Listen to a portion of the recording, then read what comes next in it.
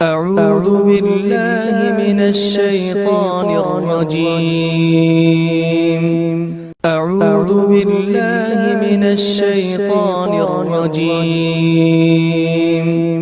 بسم الله الرحمن الرحيم.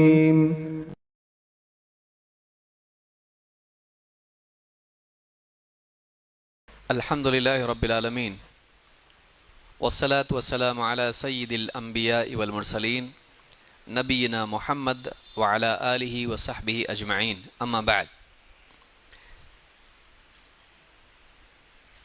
قال الله تبارك وتعالى رب السماوات والأرض وما بينهما فاعبده واصطبر لعبادته هل تعلم له سميا. پچھلی مجلس میں توحید کی تینوں قسموں سے متعلق قرآن کریم کی سورہ مریم کی آیت ہم نے دیکھی. اس ایک آیت میں اللہ تعالیٰ نے توحید کی تینوں قسموں کو جمع کیا ہے: توحید ربوبیت، توحید الوہیت اور توحید اسماء و صفات. اب اس مجلس میں ان تینوں اقسام سے متعلق جو دلائل ہیں، قرآن کریم سے اور احادیث سے جو دلائل ثابت ہیں، انشاءاللہ ہم اس کو دیکھنے کی کوشش کریں گے. اس کے بہت ساری دلیلیں ہیں. بعض دلیلیں جو آسانی سے یاد کی جا سکتی ہیں اور تقریباً باتیں ان دلیلوں میں آ جاتی ہیں. اس طرح دلیلوں کا انتخاب کر کے اس کو ہم پڑھیں گے، سمجھنے کی کوشش کریں گے، اور امید ہے کہ بعد میں آپ لوگ ان آیتوں کو یاد بھی کریں گے. سب سے پہلی قسم توحید کی ہے توحید ربوبیت. توحید ربوبیت کیا ہے؟ شیخ ابن عثیمین رحمہ اللہ فرماتے ہیں: هو افراد اللہ سبحانہ وتعالی بالخلق والملک والتدبیر. توحید ربوبیت اللہ کو منفرد ماننے کا نام ہے، خلق میں، ملک میں اور تدبیر کے معاملے میں.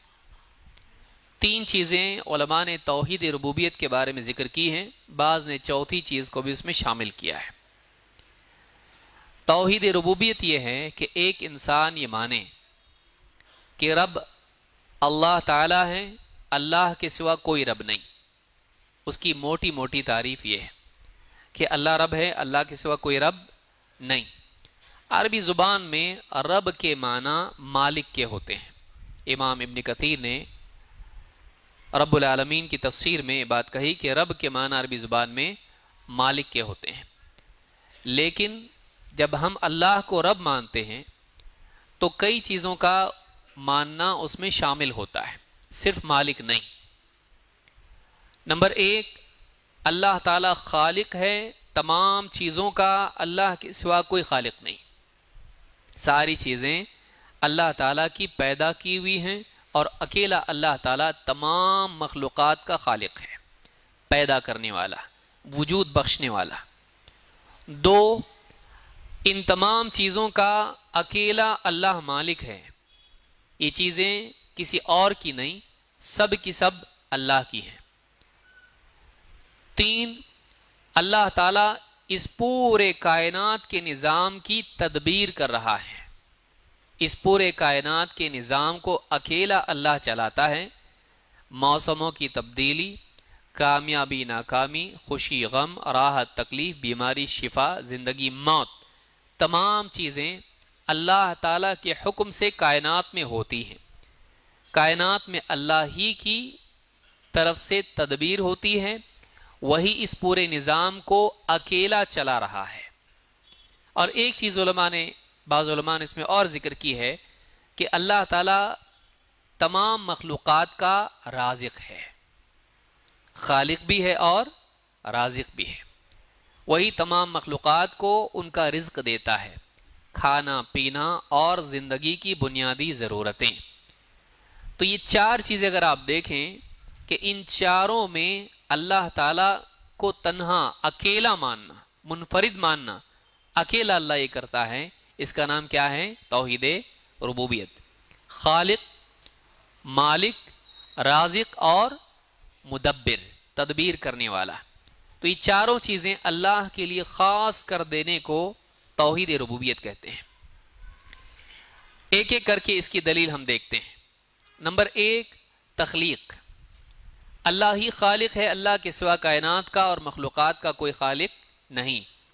اللہ تعالیٰ قرآن کریم میں فرماتا ہے اللہ خالق کل شیء وہو علی کل شیء وکیل، سورہ الزمر آیت نمبر 62۔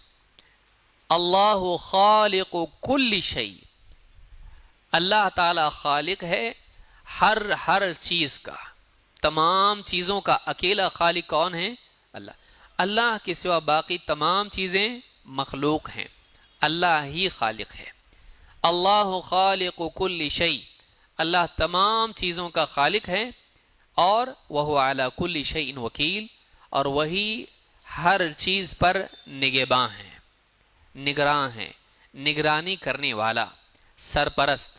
تمام چیزوں کو وہی دیکھ رہا ہے، ان کی نگرانی کر رہا ہے، ان کی حفاظت کر رہا ہے، ان کے بارے میں اللہ تعالیٰ سرپرست ہے۔ تو یہ پہلی دلیل ہے جس سے معلوم ہوتا ہے کہ اللہ تعالیٰ تمام چیزوں کا خالق ہے۔ اس میں ایک سوال جیسے بعض لوگ اٹھاتے ہیں، اور شیطان بھی دلوں میں سوال ڈالتا ہے، جیسا کہ حدیث میں آیا ہے کہ جب ہر چیز کو اللہ نے پیدا کیا تو اللہ کو کس نے پیدا کیا؟ اللہ کے نبی صلی اللہ علیہ وسلم فرماتے ہیں شیطان آدمی سے پوچھتا ہے کہ فلاں چیز کو کس نے پیدا کیا، فلاں چیز کو کس نے پیدا کیا، فلاں چیز کو کس نے پیدا کیا، اور یہاں تک کہ پوچھتے پوچھتے وہ اچانک پوچھ لیتا ہے کہ جب سب کو اللہ نے پیدا کیا تو اللہ کو کس نے پیدا کیا؟ حدیث میں ہے کہ جب نوبت یہاں تک پہنچ جائے تو اس آدمی کو چاہیے کہ فَلْيَسْتَعِذْ بِاللَّهِ وَلْيَنْتَهِ، وہ اللہ کی پناہ مانگے اور اس خیال سے رک جائے، سوالات کے سلسلے سے آگے جانے سے رک جائے۔ یہاں ایک بات یہ بھی ہے کہ ابن عباس رضی اللہ تعالیٰ سے بھی کسی نے پوچھا تو انہوں نے آیت پڑھی هو الاول والآخر، وہی پہلا ہے اور وہی آخری ہے۔ حدیث میں بھی ہے انت الاول فلیس قبلک شیء، اے اللہ تو پہلا ہے، تجھ سے پہلے کوئی چیز نہیں۔ جو آدمی آج بہت سارے ایتھیسٹ اور بہت سارے جو ہے ملحد یا دہریے ہیں جو اللہ ہی کو نہیں مانتے ہیں، خالق کا وجود نہیں مانتے ہیں، وہ کہتے ہیں آپ لوگ ہی کہتے ہو سب کو اللہ نے پیدا کیا، اور آپ لوگ ہی کہتے ہو کہ بغیر کسی کے پیدا کیے چیز پیدا نہیں ہو سکتی، تو پھر اللہ کو کس نے پیدا کیا؟ ان کے لیے موٹا سا جواب یہ ہے کہ ہم ساری چیزوں کو مخلوق مانتے ہیں اور اللہ کو مخلوق نہیں مانتے ہیں۔ آپ یاد رکھیں اس بات کو، ساری چیزوں کو ہم کیا مانتے ہیں؟ مخلوق، اللہ کو خالق۔ تو یہ ہر چیز کو پیدا کرنے والا کوئی ہوتا ہے، یہ قاعدہ مخلوق کے لیے، خالق کے لیے نہیں۔ اللہ کو اگر ہم مخلوق مانتے تب یہ سوال پیدا ہو سکتا تھا کہ پھر اللہ جب نعوذ باللہ مخلوق ہے تو پھر اللہ کو کس نے پیدا کیا؟ ہم اللہ کو مخلوق مانتے نہیں، تو وہ سوال اللہ پر لاگو ہوتا ہے؟ نہیں۔ سوال کس پر لاگو ہوتا ہے؟ جو پیدا ہوا ہے، جس کو بنایا گیا ہے، اس کو کس نے بنایا سوال پیدا ہوتا ہے۔ جس کو کسی نے بنایا نہیں اور جو پیدا ہی نہیں ہوا ہے اس کے بارے میں سوال غلط ہے۔ لم یلد ولم یولد، ولم یولد ہے وہ، تو اللہ تعالی ہمیشہ سے ہے، ہمیشہ رہے گا۔ یہ بھی بولنا غلط ہے کہ سب سے پہلے اللہ آیا، یہ بولنا صحیح نہیں، کیونکہ اللہ آیا، اللہ ہمیشہ سے ہے۔ تو خود آ جیسا لفظ آتا ہے تو خود سے آیا، بکواس ہے یہ، خود آیا نہیں، اللہ ہمیشہ سے ہے، کسی فائنل کوئی ڈیٹ پہ اللہ نہیں آیا، بلکہ اللہ ہمیشہ سے ہے۔ هو الاول، وہ پہلا ہے۔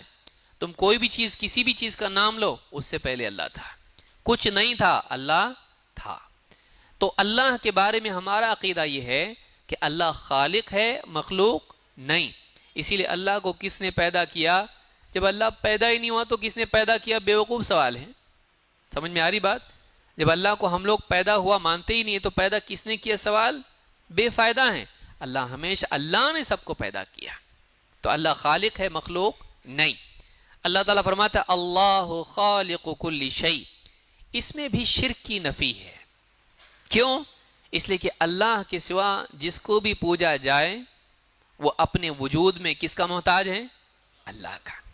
تو جو اپنے وجود ہی میں محتاج ہو اس کو پوجنا، اس کو معبود بنانا بے وقوفی ہے۔ اس کی عبادت کی جائے جو خالق ہے، نہ کہ اس کی جو مخلوق ہے۔ جو محتاج ہے وہ معبود نہیں ہو سکتا، محتاج کو معبود بنانا بے وقوفی ہے۔ ضعف الطالب والمطلوب، طلب کرنے والا بھی کمزور، جس سے طلب رکھی جائے وہ بھی کمزور۔ تو کمزور کو معبود نہیں بنایا جاتا ہے، بلکہ کون؟ اللہ تعالیٰ جو قوی ہے، جو عزیز ہے، اس کو اپنا معبود بنانا چاہیے۔ تو پہلی چیز ہم نے دیکھی کہ اللہ تعالیٰ تمام مخلوقات کا خالق ہے۔ اس میں یہ بھی بات یہ ہے کہ بعض لوگ یہ مانتے ہیں کہ گاڈ دو ہیں، ایک خیر کا خالق، دوسرا شر کا خالق۔ ہم یہ مانتے کہ اللہ تعالیٰ تمام چیزوں کا خالق ہے، تمام چیزوں کا خالق ہے۔ صحت بھی اللہ دیتا ہے، بیماری بھی اللہ دیتا ہے، لیکن ادب کے طور پر اللہ کی طرف شر کی نسبت نہیں کرتے ہیں۔ اس کا یہ مطلب نہیں کہ شر کا کوئی اور خالق ہے۔ جیسے ابراہیم علیہ السلام نے کہا تھا وَإِذَا مَرِضْتُ فَهُوَ يَشْفِينِ، جب میں بیمار ہوتا ہوں تو اللہ مجھ کو شفا دیتا ہے۔ تو ادب کے طور پر بیماری کی نسبت کی بجائے شفا کی نسبت اللہ کی طرف کی، لیکن اس کا یہ مطلب نہیں کہ بیمار کوئی اور کرتا ہے اور شفا اللہ دیتا ہے۔ کائنات میں جو بھی ہوتا ہے اللہ کے فیصلوں سے ہوتا ہے، اس کو یاد رکھیں۔ تو اللہ کے سوا کوئی خالق نہیں ہے، تمام چیزیں اللہ تعالیٰ نے پیدا کی ہیں۔ جنت اچھی کہ بری ہے؟ اچھی ہے۔ اور جہنم؟ ہاں، تو اس کا پیدا کرنے والا کون ہے؟ تو جنت خیر ہے اور جہنم شر ہے، لیکن اللہ تعالیٰ ہی نے اس کو پیدا کیا۔ لیکن ظالم کو سزا دینا کیا ہے؟ شر ہے کہ خیر ہے؟ ہاں شر ہے۔ لا حول۔ ظلم کرنا شر ہے، ظالم کو سزا دینا خیر ہے، عدل و انصاف ہے۔ تو اللہ نے اس کو سزا کے لیے کیا پیدا کی ہے؟ جہنم۔ تو انسان کی نسبت سے وہ شر ہے، لیکن اللہ کی نسبت سے وہ خیر ہے۔ یاد رہے گا، کیونکہ اللہ نے سزا دینے کے لیے اس کو پیدا کیا، تو سزا دینا کیا ہے؟ ظالم کو، مجرم کو خیر ہے۔ لیکن یہ جو جا رہا ہے، اس کو پوچھیں گے جا رہے ماشاء اللہ آپ جہنم میں جا رہے، اچھا ہے کہ برا ہے؟ کیا بولے گا وہ؟ میں نہیں جانا چاہتا، کیونکہ وہ اچھی نہیں ہے۔ تو بندوں کے اعتبار سے وہ اچھی نہیں ہے، لیکن قاعدے کے اعتبار سے، سزا کے قاعدے کے اعتبار سے جہنم کا وجود ضروری ہے۔ کسی بھی ملک میں قانون نافذ ہوتا ہے، مجرمین کو سزا دی جاتی جیل، تو جیل اچھی کہ بری؟ تو کس کے اعتبار سے دیکھا جائے گا؟ عام عوام کے حساب سے دیکھیں گے، قانون اور لا اینڈ آرڈر کے حساب سے دیکھیں گے، تو جیل کا وجود اچھا ہے کہ برا؟ نہیں تو جیل میں جائیں گے نہیں، مجرم سارے دندناتے پھریں گے، لوگوں کی جان مال کا نقصان کریں گے۔ لیکن مجرم سے پوچھا جائے جیل جا رہے آپ، تو کیا کہے گا؟ اچھا ہے؟ نہیں ہے۔ سمجھ میں آ رہی بات؟ تو اللہ تعالیٰ نے جہنم کو پیدا کیا، اور اس طرح کی جتنی چیزیں ہیں اگرچہ وہ مخلوق کے اعتبار سے شر ہوتی ہیں، لیکن اللہ کی نسبت سے وہ شر نہیں ہوتی ہے۔ اللہ کے عدل و انصاف اور اس کی حکمت کے اعتبار سے وہ شر نہیں ہوتی ہے۔ جیسے بیماری ہے، کس نے پیدا کیا بیماری کو؟ اللہ کے نبی صلی اللہ علیہ وسلم کیا فرماتے ہیں؟ اللہ تعالیٰ نے زمین میں اگر بیماری رکھی ہے تو شفا بھی نازل کی ہے۔ تو بیماری کہاں سے نازل ہوئی؟ اللہ کی طرف سے، اور شفا اللہ کی طرف سے، دونوں اللہ نے پیدا کیا۔ حدیث میں صاف صراحت اس کی ہے۔ اب بیماری بندے کے اعتبار سے پوچھا جائے تو کیا ہے؟ بیمار ہونا ہے، بیماری کی دعا مانگنا جائز ہے؟ صحیح ہے؟ نہیں ہے۔ لیکن اللہ کی نسبت سے بعض اوقات اللہ بیمار کرتا ہے تو اس میں بندے کی مغفرت ہوتی ہے، گناہ معاف ہوتے ہیں، اس کی تربیت ہوتی ہے، عقل ٹوٹتی ہے، اور آخرت کے اعتبار سے وہ تیار ہوتا ہے مرنے سے پہلے، تو اس اعتبار سے دیکھا جائے تو کیا ہے؟ خیر ہے۔ تو اس طرح سے یعنی کس نوعیت سے اور کس ناحیے سے دیکھا جائے، جواب اس اعتبار سے ہوگا۔ تو اللہ تعالیٰ تمام چیزوں کا خالق ہے، اس کو یاد رکھنا ضروری ہے۔ اللہ نے کیا فرمایا؟ اللہ خالق کل شیء وہو علی کل شیء وکیل۔ تمام چیزوں کا خالق اللہ ہے۔ تو یہ عقیدہ رکھنا، سب چیزوں کو اللہ تعالیٰ نے پیدا کیا۔ بعض اوقات خالق کی نسبت ضمنی طور پر مخلوق کی طرف ہوتی ہے. یخلق، جیسے یخلق من الطین عیسیٰ علیہ السلام کی نسبت کی طرف نسبت کی گئی، وہ بنانے کے طور پر ہے، کیونکہ خالق اللہ ہے. عیسیٰ علیہ السلام کیا کرتے تھے؟ مٹی لیتے تھے، مٹی سے کوئی شکل بناتے تھے اور وہ زندہ ہو جاتی تھی اللہ کے حکم سے. لیکن اب کیا عیسیٰ علیہ السلام نعوذ باللہ گاڈ ہیں؟ کوئی آدمی کہے دیکھو اللہ تعالیٰ جان ڈالتا ہے، وہ بھی جان ڈالتے تھے؟ نہیں. نمبر ایک، مٹی کس نے پیدا کی؟ اور عیسیٰ علیہ السلام کیا کرتے تھے؟ اللہ کی پیدا کی ہوئی مٹی سے ڈھانچہ بناتے تھے. ان کے ہاتھ کس نے پیدا کیے؟ تو ان کے ہاتھ بھی تو خود اللہ نے پیدا کیے. خود ان کو کس نے پیدا کیا؟ ان مثل عیسیٰ عند اللہ کمثل آدم خلقہ من تراب ثم قال له کن فیکون. عیسیٰ کی مثال اللہ کے ہاں آدم کی طرح ہے. اللہ نے ان کو مٹی سے پیدا کیا اور پھر کہا کہ ہو جا، تو وہ ہو گئے. تو اللہ رب العالمین نے خود ان کو پیدا کیا. تو یہ جو بناتے تھے یہ خالق نہیں ہے، بلکہ کیا ہے؟ اللہ کی دی ہوئی چیز کو اس کے ڈھانچہ اس کا بناتے تھے اور اللہ کے حکم سے اس میں جان آتی تھی، نہ کہ عیسیٰ علیہ السلام اس میں جان ڈالتے تھے. بِإِذْنِ اللہ، اللہ کے اذن سے وہ ہوتا تھا. اللہ کی اجازت نہ ہوتی تو وہ نہیں کر پاتے. سمجھ میں آئی بات؟ تو تخلیق کے اعتبار سے یاد رکھیں اللہ خالق ہے. کوئی بابا کچھ پیدا کر سکتے نہیں. ماں کے پیٹ میں اس کو اولاد نہیں ہوتی، ناڑا باندھو تو اولاد ہوگی. اب یہ کیا ہے؟ کس کو خالق مان رہے ہیں؟ کون دے گا اولاد؟ بابا. تو یہ کیا ہوا؟ شرک ہوا. یہ ربوبیت میں شرک ہے کہ اولاد کا دینے والا، ماں کے پیٹ میں پیدا کرنے والا، اولاد کی تخلیق کرنا، یہ کس کا کام ہے؟ اگر یہ اللہ کے سوا کسی بزرگ کے لیے مانتا ہے تو کیا ہے؟ یہ شرک ہے. یہ کہاں فٹ ہوتا ہے؟ سمجھ میں آ رہا ہے یہ کہ خالق کون ہے؟ اللہ تعالیٰ ہے. اللہ کے سوا کوئی خالق نہیں ہے. جس کو اللہ تعالیٰ نہ دے اس کو کوئی دے سکتا؟ اللہ نے قرآن کریم میں، اب ساری آیتیں اگر ہم پڑھنے لگیں وقت کافی ہو جائے گا، کہ جس کو چاہتا ہے اللہ تعالیٰ بیٹے دیتا ہے، جس کو چاہے بیٹیاں، جس کو چاہے دونوں دیتا ہے، اور جس کو چاہے وَيَجْعَلُ مَن يَشَاءُ عَقِيمًا، جس کو چاہتا ہے بے اولاد رکھتا ہے. لہذا کوئی کسی کو اولاد دے سکتا نہیں. خالق کون ہے؟ اللہ تعالیٰ ہے. اسی لیے ابراہیم علیہ السلام نے کس سے دعا کی؟ اللہ سے. زکریا علیہ السلام نے اور مریم نے دعا کی تھی؟ نہیں. ہاں بول رہے لوگ، جیسا پوچھو ایسا ہاں، جیسا سوال ویسا جواب. ہاں کا تو ہاں، نہ کا تو نہ. مریم نے کوئی دعا نہیں کی تھی، لیکن اللہ نے بغیر دعا کے، بغیر شوہر کے ان کو اولاد دی. اللہ جو چاہے، یخلق اللہ ما یشاء، اللہ تعالیٰ جو چاہتا ہے پیدا کرتا ہے. اللہ جو چاہتا پیدا کرتا ہے، مٹی سے، پانی سے، ہاں نور سے. فرشتوں کو نور سے اللہ نے پیدا کیا، انسان کو مٹی سے، جنات کو آگ سے. اللہ جو چاہتا ہے پیدا کرتا ہے. تو خالق کون ہے؟ صرف اور صرف اللہ. تو ماں کے پیٹ میں بابا پیدا کرتے ہیں؟ نہیں. تو وہاں ناڑا باندھنا اور مجاور کو دینا کچھ فائدہ نہیں ہے. یہ عقیدہ شرک ہے. یہ عقیدہ شرک ہے. بعض لوگ بولتے ہیں درگاہ کی عودی کھاؤ اولاد ہوگی. مٹی کھا کے اولاد ہوتی؟ گھر پیٹ میں جا کے مٹی اولاد بنے گی؟ کیسے ہو سکتا ہے؟ اللہ کے سوا کوئی اولاد دینے والا نہیں. انبیاء جب اپنی بیوی کو اولاد نہیں دے سکتے تو اللہ کے سوا پھر کون دے سکتا ہے؟ ابراہیم علیہ السلام، زکریا علیہ السلام جیسے بڑے بڑے نبی یہ اپنی بیوی کو اولاد نہیں دے سکتے، تو آپ سوچئے کہ پھر دوسرا کون دے سکتا ہے؟ لہٰذا یہ عقیدہ باطل ہے. نمبر 2، مالک اکیلا اللہ ہے.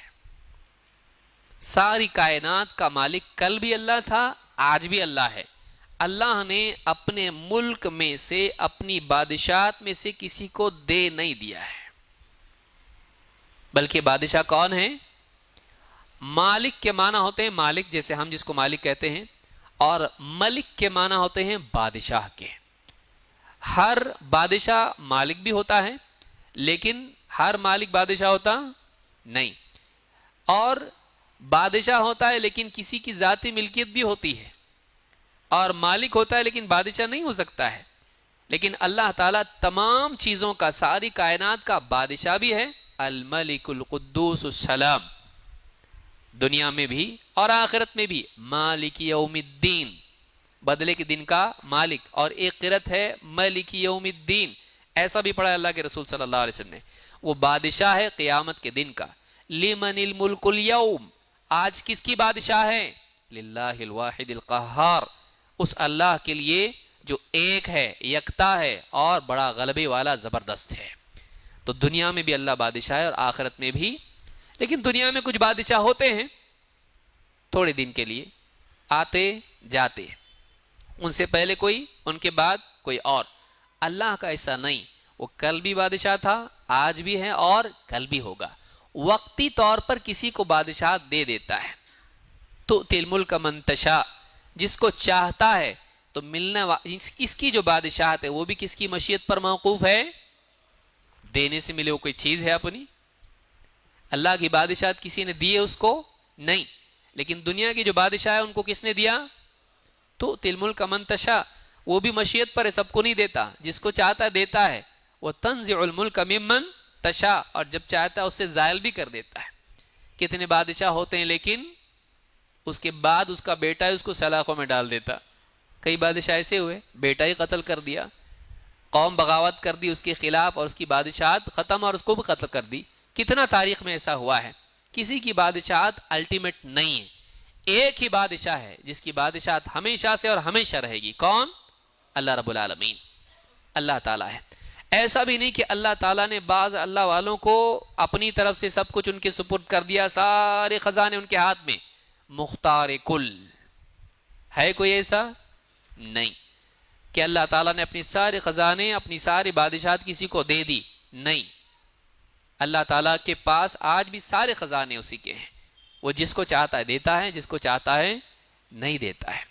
تو اللہ کے بارے میں ماننا کہ اللہ مالک ہے اور ملک ہے، یہ بھی ربوبیت کے عقیدے میں شامل ہے۔ للہ ملک السماوات والارض وما فیہن وہو علی کل شیء قدیر، سورہ المائدہ کی آخری آیت 120۔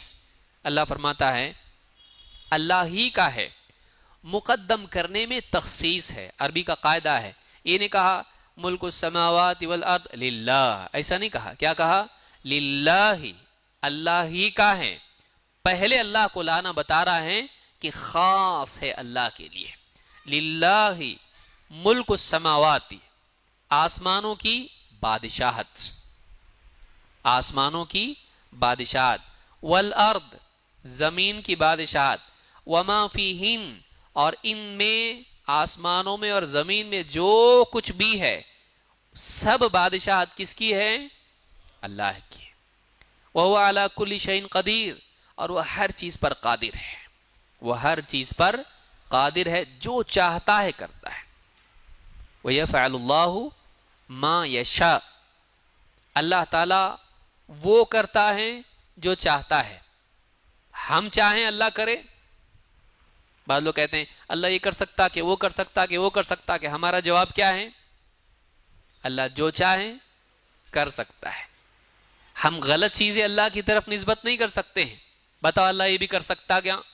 اب کوئی آدمی کہے کوئی عیب کی بات ہو، اگر کوئی عیب کی بات ہو جیسے جھوٹ بولنا وغیرہ وغیرہ، ہم اللہ کی طرف نسبت نہیں دے سکتے کہ ہاں اللہ تعالیٰ جھوٹ بھی بول سکتا ہے، نعوذ باللہ، یہ عیب ہے اور اللہ عیب سے پاک ہے۔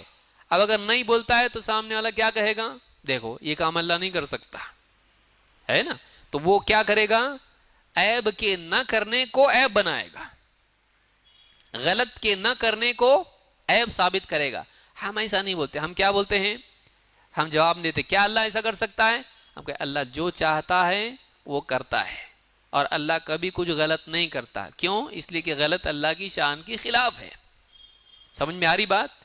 اللہ جو چاہتا ہے، فعال لما یرید، اللہ کے افعال اللہ کے ارادے کے تابع ہیں، اللہ کے افعال اللہ کی مشیت کے تابع ہیں، لہٰذا ہم ہر چیز اللہ کر سکتا اس طرح سے نہیں بتاتے جس میں عیوب بھی شامل ہوں، بلکہ ہم وہ چیز کہتے ہیں اللہ نے اپنی مشیت کے تابع، اپنے ارادے کے تابع اپنے افعال کو بتایا ہے، جو ارادہ کرتا ہے وہ کرتا ہے، اور اللہ کبھی غلط چیز نہیں کرتا ہے جو اس کی شان کے خلاف ہو۔ تو اس سے آپ بچ کے نکل جاتے اس سوال میں سے.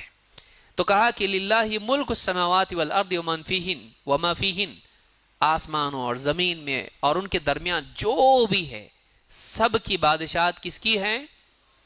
نہ صرف وہ مالک ہے بلکہ ملک بھی ہے. صرف مالک ہونا چھوٹی چیز ہوتا ہے، وہ بادشاہ بھی ہے. کیوں؟ اس لیے کہ ساری کائنات میں اسی کے فیصلے چلتے ہیں. ساری کائنات کا مالک وہ ہے. نمبر 3، تدبیر امر. تدبیر نظام چلانے کے اعتبار سے جو چاہے فیصلے نافذ کرنا. کائنات میں بہت کچھ ہو رہا ہے، بارش آ رہی ہے، ہوا چل رہی ہے، کوئی بیمار ہو رہا ہے، کسی کو شفا مل رہی ہے، کسی پہ اچھے حالات آ رہے ہیں، اکانومی ڈاؤن ہو رہی ہے، ہاں بہت سارے حالات پیدا ہو رہے ہیں. اچھے برے حالات آتے رہتے ہیں فرد کی زندگی میں یا مجتمع کی، سماج کی زندگی میں. سورج نکلنا، سورج کا غروب ہونا، چاند، ستارے، سارا نظام جو چلتا ہے، ہواؤں کا چلنا، بارش کا آنا، طوفان آنا، جتنا بھی کائنات میں جو بھی ایکٹیویٹی ہوتی ہے، سچویشن کریٹ ہوتی ہے، کون کرتا ہے؟ یہ اللہ تعالیٰ کرتا ہے. ساری چیزیں اللہ کی تدبیر اور اس کی مشیت سے ہوتی ہیں. یہ سارا کائنات کا نظام کون چلا رہا ہے؟ بنا کے چھوڑ دیا مشین کی طرح چلتے رہو؟ نہیں، کہ ایک مشین بنا دی اور مشین بنا کے چھوڑ دیا چلتے رہو اپنے آپ، ایسا ہو رہا؟ بلکہ اللہ کے فیصلے کے بغیر کچھ نہیں ہوتا ہے. کل یوم ہوا فی شأن، ہر دن ہر آن وہ ایک حال میں ہے. کسی کو زندگی دے رہا ہے، کسی کو موت دے رہا ہے، کسی کو رزق دے رہا ہے، اس کی رزق میں زیادتی کر رہا ہے، کسی کے رزق میں کمی کر رہا ہے، کسی کو خوشحالی میں ڈال رہا ہے، کسی کو تنگی میں ڈال رہا ہے. ہر دن اللہ کا فیصلہ نافذ ہے، ہر دن اللہ جو چاہے کرتا ہے. تو ایسا نہیں کہ بنا کے چھوڑ دیا ایک مشین کی طرح چلتے رہو، بلکہ اللہ تعالیٰ نے کائنات بنانے کے بعد کائنات کے ذرے ذرے پر اللہ کی حکومت ہے، اور جو بھی اس میں ہوتا ہے اللہ تعالیٰ کی براہ راست نگرانی اور تدبیر کے تحت ہے. یہ ایک آدمی کو ایک دم قوت دیتی ہے اور اللہ سے قریب کرتی ہے. اللہ ہر چیز دیکھ رہا ہے، چاہے کوئی ظلم کرے، چاہے کوئی گناہ کرے، چاہے کچھ بھی کرے، آدمی کو ہر وقت معلوم ہے کہ کائنات میں اللہ کا نظام نافذ ہے. یہ نہیں کہ نعوذ باللہ اللہ تعالیٰ نے دنیا کو بنا کے چھوڑ دیا اور اللہ غافل ہے. وَلَا تَحْسَبَنَّ اللَّهَ غَافِلًا عَمَّا يَعْمَلُ الظَّالِمُونَ. ہرگز اس گمان میں مت رہنا کہ ظالم جو کچھ کر رہے ہیں اللہ تعالیٰ اس سے غافل ہے. اللہ غافل نہیں ہے، اللہ کا کائنات میں دخل ہے. فرعون پیچھے سے آیا، موسیٰ علیہ السلام کے ساتھ قوم ہے، قوم نے کہا پکڑے گئے. اب بنا کے چھوڑ دیا ہوتا تو مشکل تھا نا معاملہ.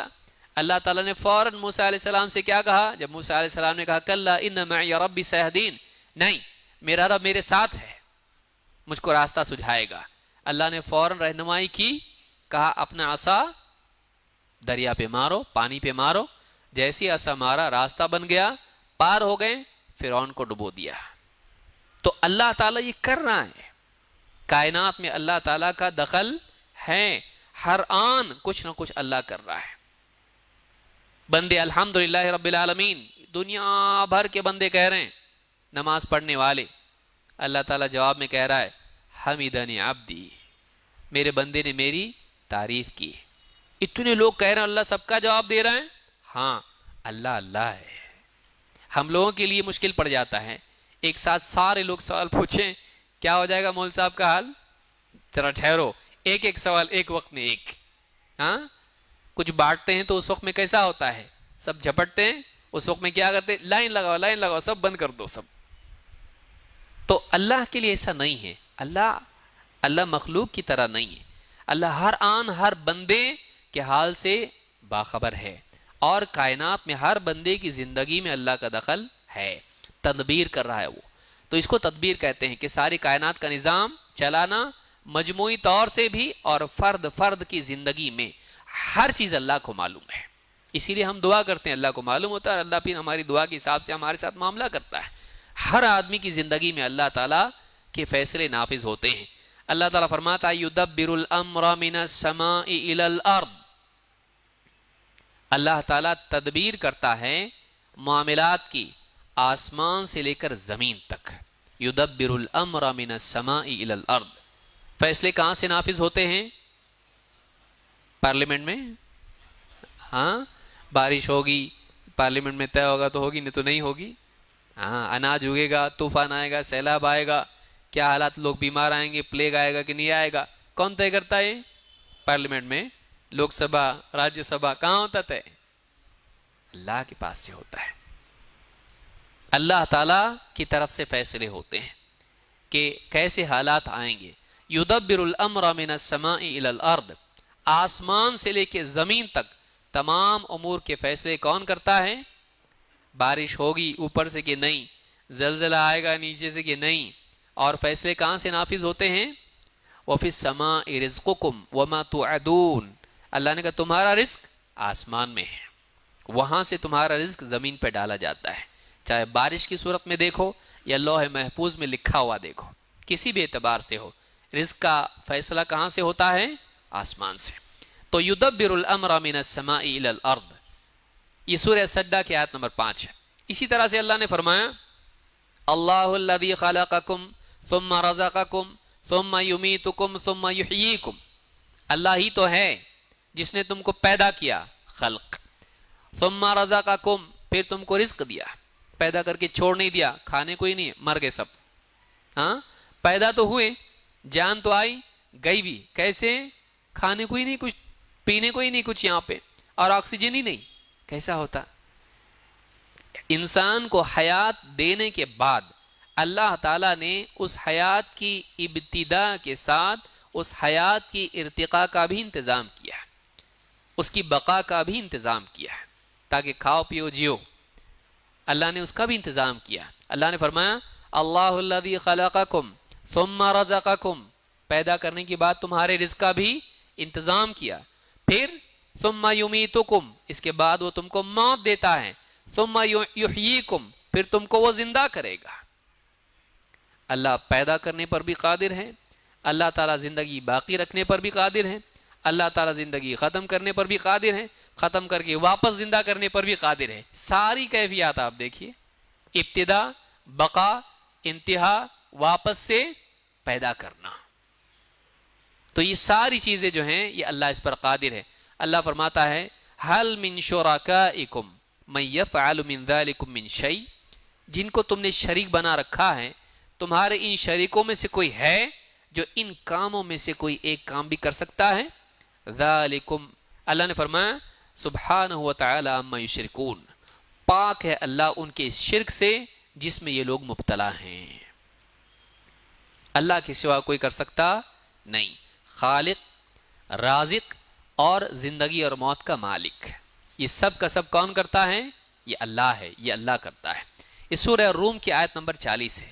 اس میں رزق کا تذکرہ بھی اللہ نے کیا ہے جو ربوبیت کے لوازمات میں سے ہے. اسی طرح سے اللہ تعالیٰ نے فرمایا وَإِن يَمْسَسْكَ اللَّهُ بِضُرٍّ فَلَا كَاشِفَ لَهُ إِلَّا هُوَ وَإِن يَمْسَسْكَ بِخَيْرٍ فَهُوَ عَلَى كُلِّ شَيْءٍ قَدِيرٌ. انسان کی زندگی میں دو طرح کے حالات آتے ہیں. کون سے حالات ہیں وہ؟ ہاں اچھے حالات اور برے، راحت، تکلیف اور پریشانی، مصیبت اور اس سے نجات، بیماری، شفا، خوشی، غم، راحت، تکلیف، کامیابی، ناکامی. اس طرح کے دونوں قسم کے حالات انسان کی زندگی میں آتے ہیں. دونوں کون لاتا؟ اور ان کو بدلنا بھی کس کے اختیار میں ہے؟ ایک آدمی بری تکلیف میں ہے، پکارتا ہے اللہ کو، اے اللہ تکلیف ہٹا، کل سے برابر پابندی سے نماز پڑھوں گا، اللہ تعالیٰ ہٹا دیتا ہے. ایک آدمی اچھے حالات میں ہے، اللہ تعالیٰ اس کو واپس ہوش میں لانے کے لیے مصیبت ڈالتا، تو اچھے حالات بھی ہٹا کے برے حالات اس پہ ڈالتا. کون کرتا ہے؟ اچھا اچھے حالات ہٹا کے برے حالات ڈالتا، پھر وہ دعا کرتا، پھر اس برے حالات کو ہٹانے والا کون ہے؟ اللہ ہے. تو ساری کائنات میں حالات کا بدلاؤ اللہ کے حکم سے ہوتا ہے، اصل وہاں سے فیصلہ ہوتا ہے. اللہ فرماتا ہے وَإِن يَمْسَسْكَ اللَّهُ بِضُرٍّ فَلَا كَاشِفَ لَهُ إِلَّا هُوَ، اگر اللہ تعالیٰ تجھ پہ کوئی تکلیف ڈال دے تو اس کے سوا کوئی نہیں جو اس تکلیف کو ہٹائے. بابا نہیں ہٹاتے. ہاں بچہ نہیں ہو رہا درگاہ پہ، بیماری ہے درگاہ پہ، فلانی پریشانی ہے، کورٹ میں کیس پھنسا ہوا ہے درگاہ پہ. اللہ نے فرمایا اگر اللہ تعالیٰ تجھ پہ کوئی تکلیف ڈالے تو اللہ کے سوا اس تکلیف کو ہٹانے والا کوئی نہیں ہے. تو کس سے مانگنا چاہیے؟ وَإِن يَمْسَسْكَ بِخَيْرٍ، اور اگر اللہ تجھ پر کوئی خیر ڈالے، اللہ کی طرف سے تجھ کو کوئی خیر آئے، نصیب ہو، فَهُوَ عَلَى كُلِّ شَيْءٍ قَدِيرٌ، تو اللہ ہر چیز پر قادر ہے. یعنی اللہ ایک جگہ دوسری جگہ کہا فَلَا رَادَّ لِفَضْلِهِ، اللہ کے فضل کو کوئی لوٹا نہیں سکتا. کہ اللہ کی طرف سے کسی کو اگر عزت، نفع، کامیابی اگر ملنے والی ہے، شفا ملنے والی ہے، مخلوق مل کے کرے ہم نہیں چاہتے واپس جاؤ، بھیج سکتے کوئی واپس نہیں. اللہ تعالیٰ چاہیں تو کسی کو کامیاب کرنا سب مل کے ناکام نہیں کر سکتے. اللہ شفا دینا چاہیں سب مل کے اس کو بیمار نہیں کر سکتے. اللہ اگر اس کو بیمار کرنا چاہیں سارے ڈاکٹر مل کے اس کو شفا نہیں دے سکتے. لا شفاء الا شفاؤک، تیری شفا کے سوا کوئی شفا نہیں. اب ادی لے کے یہاں لگا رہا یہاں لگا رہا ہوتا دیکھنے میں بھی اچھا نہیں دکھتا ہو. وہ بھسم کی طرح ہے جو مشرکین کرتے ہیں. اللہ ہم سب کی حفاظت فرمائے. بعض علاقوں میں بچہ نہیں بول رہا، وہ فلانے طوطے بابا کی درگاہ پہ جاتے ہیں، وہ طوطے وہاں پہ رہتے، طوطے کا جھوٹا اس کو کھلاتے ہیں. طوطے کی وہ انسان کی بولی بلوانا ہے کہ طوطے کی طرح ٹیں ٹیں کروانا ہے اس کو. کیا ہے یہ؟ کہاں سے لائیں یہ سب چیزیں؟ خرافات کتنی ہیں آپ دیکھیے مسلمانوں میں. کہ ہمارا بچہ بات نہیں کر رہا تو طوطے کا فلانی درگاہ کے طوطے کا جھوٹا کھلاؤ اس کو تو بات کرنے لگے گا. یعنی باپ بھی اس لائق نہیں، وہ طوطا اتنا، اس کا کیلیبر دیکھو کیا ہے طوطے کا. طوطے کا سٹینڈرڈ اس کی، ہاں کتنا زبردست طوطا ہے وہ. باپ دادا بھی ویسے نہیں، انسان کا بھی نہیں کھلا رہے اس کو، طوطے کا کھلا رہے ہیں اس کو. اللہ ہدایت عطا فرمائے. خرافات جو ہیں جہل کا نتیجہ ہیں. علم اگر انسان کے پاس ہو اور اللہ کی عظمت وہ جانتا ہو تو اس کے لیے یہ ساری خرافات میں واقع ہونے کا موقع نہیں ہوتا ہے. وہ بچتا ہے، اللہ اس کو بچاتا ہے. تو وَإِن يَمْسَسْكَ بِخَيْرٍ فَهُوَ عَلَى كُلِّ شَيْءٍ قَدِيرٌ، اگر اللہ تجھ کو خیر پہنچانا چاہے تو پھر اللہ ہر چیز پر قدرت رکھتا ہے. اللہ جو چاہے دے سکتا ہے. اس میں اشارہ اس طرف ہے کوئی خیر ایسی نہیں جو اللہ نہیں دے سکتا کہ یہ تو اللہ نہیں دے سکتا ہے تو بابا سے مانگنا پڑے گا. ایسا ہے نہیں ہے. ہاں بعض لوگ کیسا ہے، لاٹری کا ٹکٹ تو اللہ سے نہیں مانگ سکتے نا، نمبر آیا اپنا. ریس کے گھوڑے کا نمبر اللہ سے کیسا مانگنا، غلط کام ہے. دیکھیے یاد رکھیں، بعض لوگ کہتے ہیں کہ لوگ جاتے ہیں بتوں سے مانگتے ہیں ان کو ملتا ہے، اور ہم تو درگاہوں پہ بعض اوقات مسلمان کہتا ہے ہمارے مسائل حل نہیں ہو رہے تھے، ہم درگاہ پہ گئے اور وہاں مانگے ملا. اس کی کیا دلیل ہے کہ انہوں نے دیا اس کی دلیل کیا ہے؟ موٹی مثال ہے، ایک بچہ ہے گھر کے اندر، وہ جا کے دیوار سے مانگے مجھے کھانا چاہیے. گھر کی دیوار ہے بھائی، بچہ ماں سے ناراض ہوا اور جا کے دیوار سے کہا ماں سے نہیں چاہیے مجھ کو، تو کھانا دے. ماں نے سنا، اس کو بھوک لگی، اس کو ماں نے بولا ادھر آ، یہ بیٹھے کھانا دے، کھانا ہے کھا اس کو. اب وہ یہ سمجھنے لگے دیکھو دیوار سے مانگتے ہی ملا. اس دیوار نے ماں کے دل میں ڈالا بے وقوف ہے کہ نہیں ہوا. تو ماں نے دیکھا اس کو بھوک لگی ہے، دیوار سے مانگ رہا ہے، دینے والی کون ہے؟ ماں ہی ہے. لیکن وہ کیا سمجھ رہا، مانگا کس سے؟ تو یاد رکھیں دینے والا کون ہے؟ اللہ ہی ہے. بتوں سے مانگے، پتھر سے مانگے یا کسی سے بھی مانگے، دینے والا کون ہے؟ اللہ ہے. لیکن یہ کیا اپنی جہالت میں شیطان اس کے دل میں کیا ڈالتا ہے، دیکھ اتنی دعا کیا کہیں نہیں ملا، بابا کے در پہ گیا مانگا، فٹ سے اگلے دن مل گیا. اللہ نے دینا ہی دینا تھا، لیکن شیطان نے آ کے دل میں کیا ڈالا، اب سب طرح ٹرائی کیا نا، ذرا ادھر بھی ایک ٹرائی کر. وہ اللہ کی طرف سے ہی آیا، لیکن تو وہاں گیا اور تیرا عقیدہ غلط ہوا. وہی مسلمان جو کہتا بھائی سب طرف مانگے نہیں ملا، پھر بابا نے دیے نا، گئے تو ہم لوگ وہاں پہ، اس کو بولے ہاں، اس کا غیر مسلم دوست بولے تو ہمارا بھی تمہارے جیسا ہی ہے، میں بھی سب طرف دیکھا، تمہارے اللہ کو بھی مانگا نہیں دیا، بابا سے بھی مانگا نہیں دیا، دیوی کے پاس گیا میں، ہماری دیوتا سے مانگا انہوں نے دیا، تمہارے یہ بابا بھی نہیں دیے میرے کو، کیا کہے گا؟ وہ بھی مانگنے کا کہ یہ بابا جو نہیں دے سکتے وہ دیوی دیوتا دے سکتے ہیں؟ کیا اب جواب کیا ہے؟ فَبُهِتَ الَّذِي كَفَرَ، کوئی جواب نہیں۔ تو ایک غیر مسلم بھی اس کو ہکا بکا کر سکتا ہے جہل کی وجہ سے، مسلمان رہ کے۔ دینے والا کون ہے؟ اللہ کے سوا کوئی دیتا نہیں، اس کو یاد رکھیں۔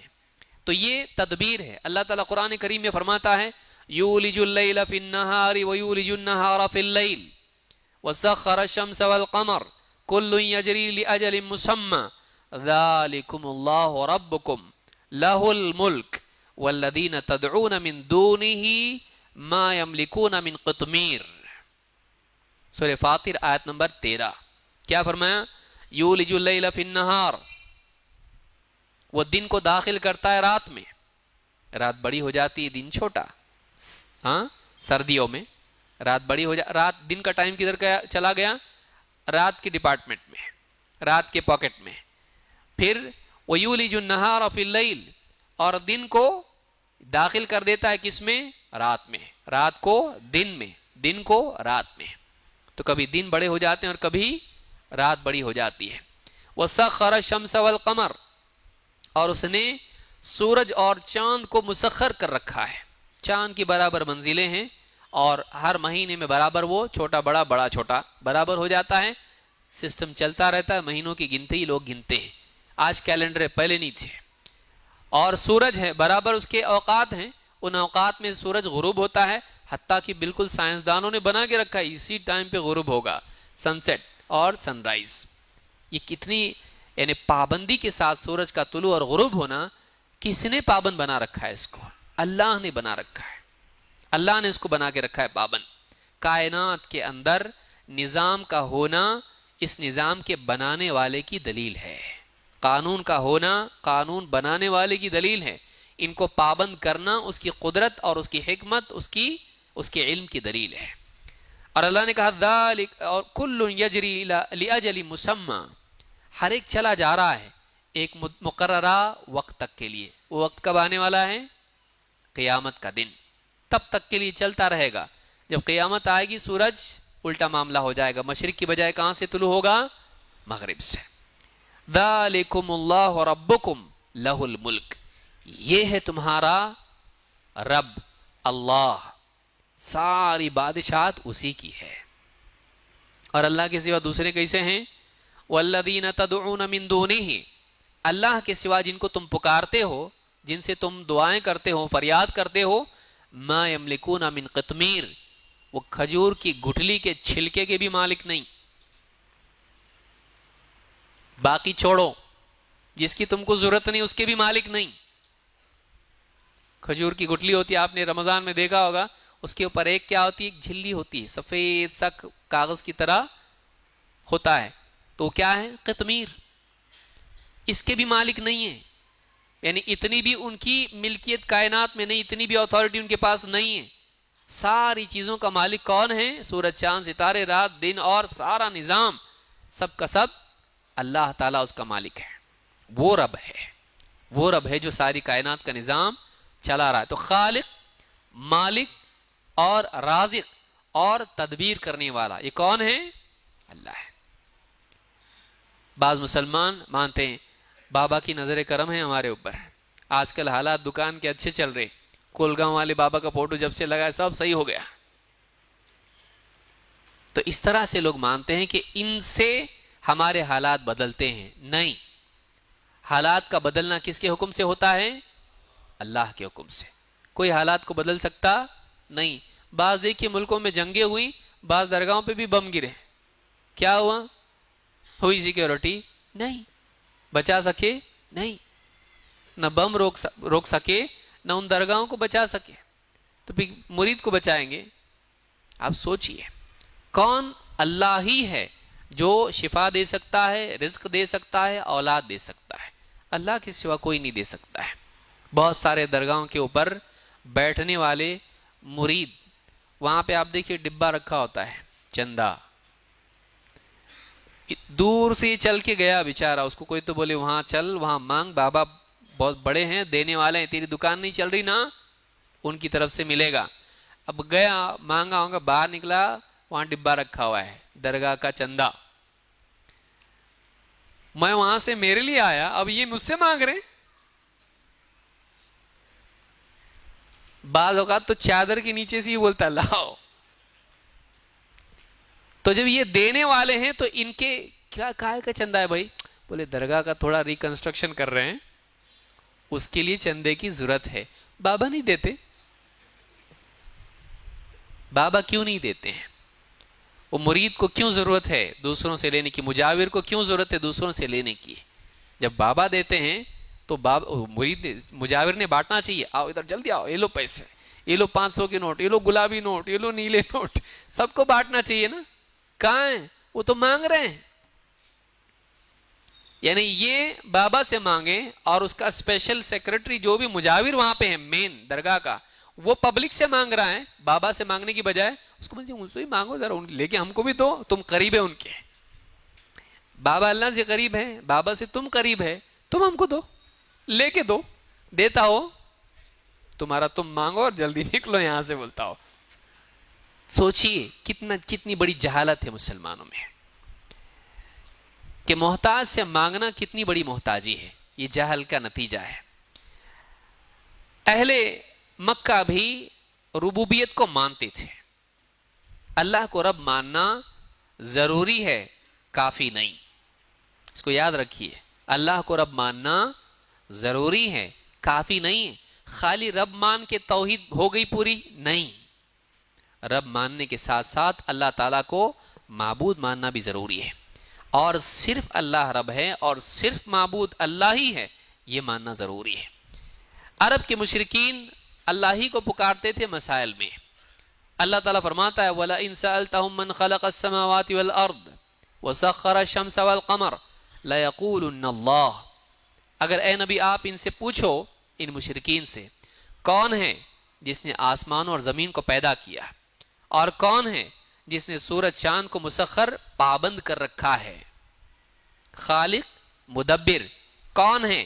اگر ان مشرکین سے آپ پوچھو گے، جواب میں کہیں گے لَيَقُولُنَّ اللَّهُ، یقیناً وداؤٹ ڈاؤٹ کون ہے؟ اللہ ہے، ایک دم پکی بات ہے کہ اللہ ہے، ان کو شک بھی نہیں ہے۔ لَيَقُولُنَّ اللَّهُ، وہ کہیں گے اللہ۔ اللہ فرماتا ہے فَأَنَّا يُؤْفَكُونَ، پھر کہاں سے جھوٹ میں پھنسائے جا رہے ہیں، کہاں سے شرک کے جھوٹ میں، شرک کے دلدل میں پھنسائے جا رہے ہیں۔ تو اللہ نے بتلایا کہ مشرکین بھی، ان سے اگر پوچھا جاتا کہ خالق اور مدبر کون ہیں، تو کس کا نام لیتے تھے؟ اللہ کا، اپنے بتوں کا نہیں۔ لیکن کیا اس عقیدے نے ان کو بچایا؟ نہیں۔ اللہ کو خالق مان لینے سے اللہ کو رب مان دے دیں گے، ٹھیک ہے۔ عرب کے مشرکین بھی اللہ رب العالمین کی ربوبیت کا اقرار کرتے تھے، جیسے اللہ نے فرمایا قُل لِمَنِ الْأَرْضُ وَمَنْ فِيهَا إِن كُنتُمْ تَعْلَمُونَ، اے نبی آپ ان سے کہیے زمین اور زمین میں جو کچھ ہے کس کا ہے، اگر تم جانتے ہو تو بتاؤ۔ سَيَقُولُونَ لِلَّهِ، وہ جواب میں کہیں گے سب اللہ کا ہے۔ قُلْ أَفَلَا تَذَكَّرُونَ، آپ کہیے تو پھر تم نصیحت کیوں نہیں مانتے، ہوش میں کیوں نہیں آتے، غور کیوں نہیں کرتے۔ قُلْ مَن رَّبُّ السَّمَاوَاتِ السَّبْعِ وَرَبُّ الْعَرْشِ الْعَظِيمِ، آپ دوسرا سوال آپ ان سے پوچھئے کہ کون ہے جو ساتوں آسمانوں کا رب ہے اور عرش عظیم کا بھی رب ہے، کون ہے وہ؟ سَيَقُولُونَ لِلَّهِ، جواب میں کہیں گے اللہ ہی ہے۔ قُلْ أَفَلَا تَتَّقُونَ، آپ کہیے پھر تم ڈرتے کیوں نہیں، شرک کرنے سے ڈرتے کیوں نہیں۔ قُلْ مَن بِيَدِهِ مَلَكُوتُ كُلِّ شَيْءٍ وَهُوَ يُجِيرُ وَلَا يُجَارُ عَلَيْهِ إِن كُنتُمْ تَعْلَمُونَ، آپ کہیے کہ کون ہے کہ جس کے ہاتھوں میں ہر چیز کے خزانے، ہر چیز کی بادشاہت ہیں، اور وَهُوَ يُجِيرُ وَلَا يُجَارُ عَلَيْهِ، وہ چاہے تو پناہ دے، وہ خود پناہ دیتا ہے لیکن اس کے مقابلے میں کوئی پناہ نہیں دے سکتا ہے، وہ سب کے مقابلے میں بچا سکتا ہے، اس کے مقابلے میں کوئی بچا نہیں سکتا ہے. کون ہے ایسا؟ ان کنتم تعلمون، اگر جانتے ہو تو بتاؤ. سیقولون للہ، وہ کہیں گے کہ یہ بات اللہ ہی کے لیے خاص ہے. قل فأنا تسحرون، آپ کہیے پھر کہاں سے تم پہ جادو کیا جاتا ہے؟ کسی نے جادو کر دیا ہے تم پہ؟ یہ سب اللہ کے بارے میں مانتے ہو، پھر بھی بتوں کی، لکڑی مٹی پتھر کے بنے ہوئے بتوں کی تم عبادت کرتے ہو؟ یہ سب اللہ کرتا ہے، بتوں کی عبادت کیوں کرتے ہو؟ تو ان آیات میں آپ دیکھیے کہ مشرکین مکہ اللہ کو ساتوں آسمانوں کا رب مانتے تھے. مشرکین مکہ عرش عظیم کا رب اللہ کو مانتے تھے، لات اور عزا کو نہیں. وہ ایک ہی کے لیے خاص مانتے تھے، وہ کون ہے؟ اللہ ہے. اور وہ مانتے تھے کہ ہر چیز کے خزانے، ساری چیزوں کی بادشاہت اللہ کے ہاتھ میں ہے، کسی اور کے ہاتھ میں. لات عزا کسی اور کا نام لیا. ملکوت کل شیء، تمام ساری بادشاہت کس کے ہاتھ میں ہے؟ ایک اللہ کے ہاتھ میں ہے. کون ہے جو سب کے مقابلے میں پناہ دے سکتا ہے لیکن اس کے مقابلے میں کوئی پناہ نہیں دے سکتا؟ ایسا کون ہے؟ اللہ ہے. آپ سوچئے یہ سب ماننے کے باوجود بھی وہ مسلمان قرار پائے. اللہ کے سوا کوئی رب نہیں، وہ مانتے تھے خالق وہی ہے، مالک وہی ہے تمام چیزوں کا، اور اس کے مقابلے میں کسی کی نہیں چلتی، اور وہ جو چاہے کر سکتا ہے. یہ سب مان کے بھی وہ مسلمان شمار ہوئے نہیں. معلوم ہے کہ یہ ضروری تو ہے ماننا لیکن کافی نہیں ہے. اسی طرح سے آپ دیکھیں گے کہ وہ کیا شرک تھا جس میں مشرکین مکہ کے مشرکین مبتلا تھے. وہ تھا شرک توسل. اللہ تک ڈائریکٹ نہیں جا سکتے ہیں، لہذا انڈائریکٹ جانے کے لیے ان بتوں کو خوش کرنا ضروری ہے، جو کہ آج بھی بہت سارے مسلمانوں میں پایا جاتا ہے. اللہ تعالیٰ فرماتا ہے وَيَعْبُدُونَ مِن دُونِ اللَّهِ مَا لَا يَضُرُّهُمْ وَلَا يَنفَعُهُمْ. وہ ایسوں کو پکارتے ہیں اللہ کے سوا، وہ ایسوں کی عبادت کرتے ہیں اللہ کے سوا، مَا لَا يَضُرُّهُمْ وَلَا يَنفَعُهُمْ، جو نہ ان کو نقصان پہنچا سکیں اور نہ ان کو فائدہ پہنچا سکے. اگر ان بتوں کی عبادت نہ کریں تو کوئی نقصان نہیں پہنچا سکتے، اور اگر ان کی عبادت کریں کچھ بھی فائدہ ہونے والا نہیں ہے. وَيَقُولُونَ هَؤُلَاءِ شُفَعَاؤُنَا عِندَ اللَّهِ. ان کا آفیشیل سٹیٹمنٹ کیا ہے؟ یہ جتنے بھی ہمارے بت ہیں یہ اللہ کے ہاں ہمارے سفارشی ہیں. ان کی حیثیت سفارشی کی ہے، اللہ کے برابر نہیں. وَيَقُولُونَ هَؤُلَاءِ شُفَعَاؤُنَا عِندَ اللَّهِ. جب ان کو سفارشی مان رہے ہیں کس کے پاس؟ تو اللہ کو مان رہے کہ نہیں مان رہے؟ لیکن اللہ کو مان کے بھی مشرک باقی ہیں، ان کو چھوٹا مان رہے ہیں. سفارشی کون ہیں؟ ان کے بت، ان کے معبود. کس کے پاس؟ یعنی اللہ تعالیٰ کے پاس سفارش کریں گے تاکہ اللہ فیصلہ ہمارے لیے اچھا دے. تو اللہ کو فیصلہ دینے والا مان رہے ہیں، ان کو بس سفارش کرنے والا.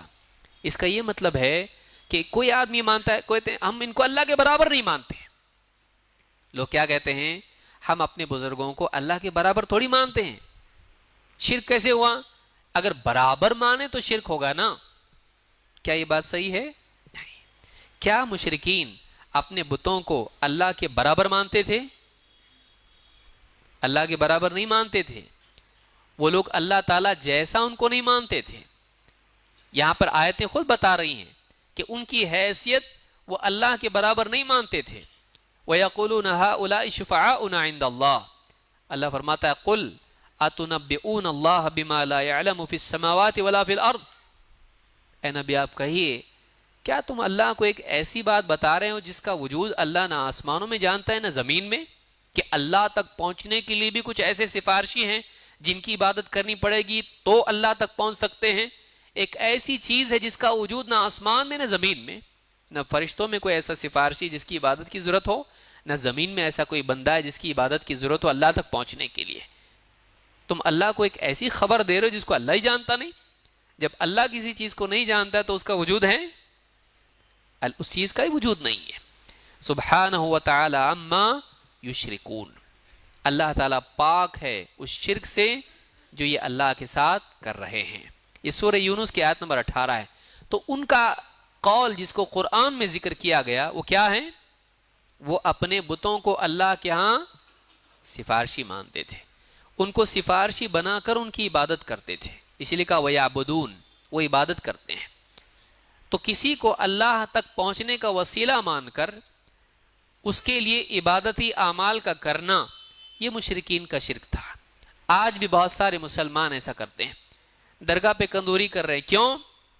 حالات آج کل اچھے نہیں ہیں، دکان نہیں چل رہی، مکان کا معاملہ ایسا پھنسا ہوا ہے، فلاں چیز، فلاں مسئلہ ہے۔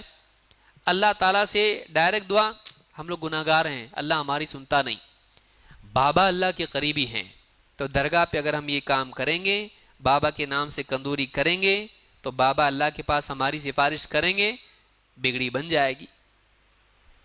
تو یہ جو عقیدہ ہے یہ کس کا ہے؟ آج بہت سارے مسلمانوں کا ہے، جو لا الہ الا اللہ کا اقرار کر رہے ہیں، لیکن وہی شرک ہے جو عرب کے مشرکین کا تھا۔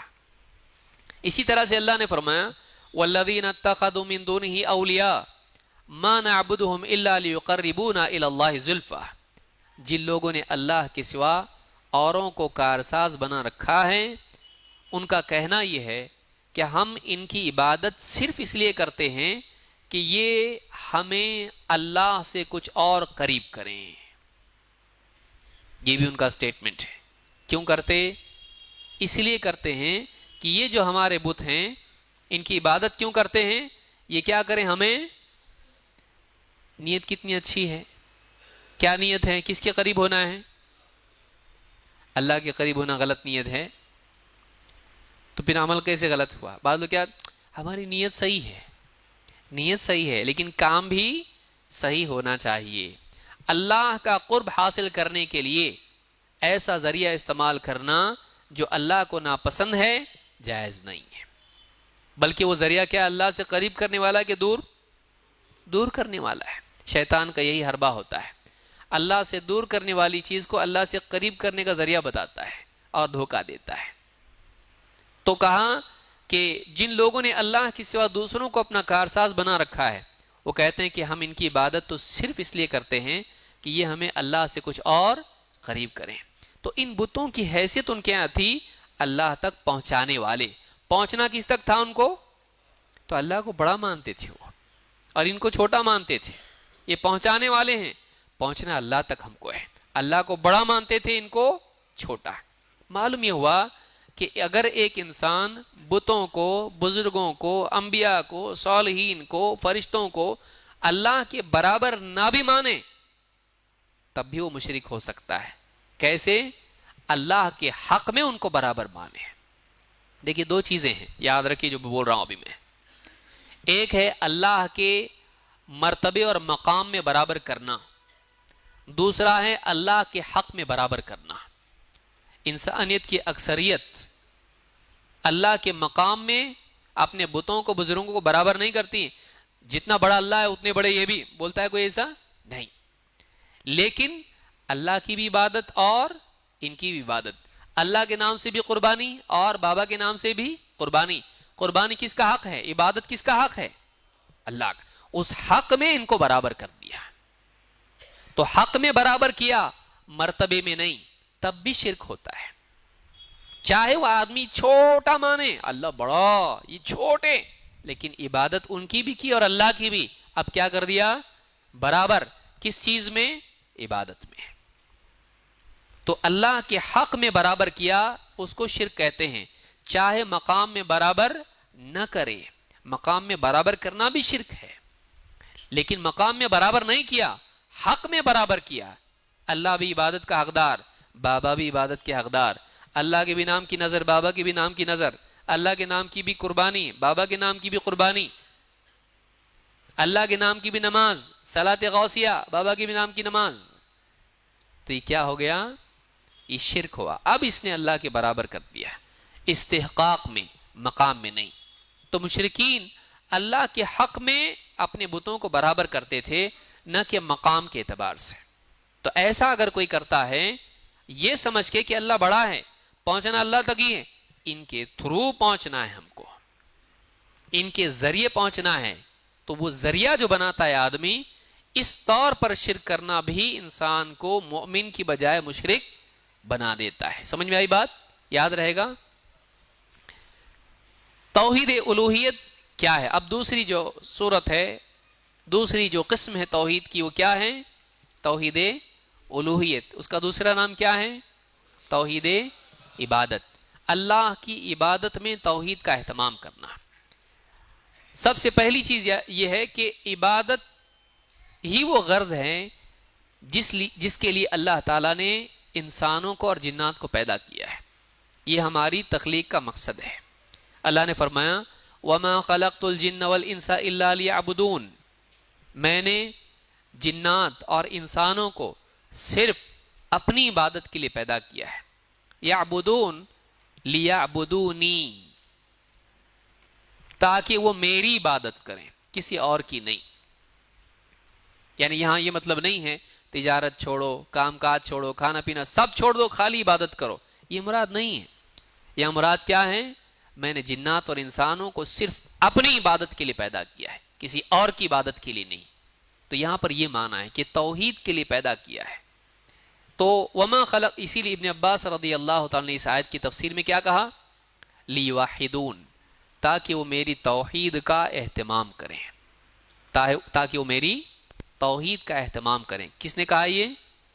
عبداللہ ابن عباس. تو انسان کی تخلیق کا مقصد کیا ہے؟ صرف اور صرف اللہ کی عبادت. اگر وہ اللہ کی عبادت میں شریک کرتا ہے تو اپنی پیدائش کے مقصد ہی کو اس نے کیا کر دیا؟ برباد کر دیا ہے. ایسا انسان سب سے زیادہ ناکام ہے. عبادت کی تعریف کیا ہے؟ عبادت کی ڈیفینیشن، اس کی تعریف کے بارے میں ابن تیمیہ رحمۃ اللہ علیہ فرماتے ہیں العبادت اسم جامع لکل ما يحبه اللہ ویرضاہ من الاقوال والاعمال الظاہرہ والباطنہ.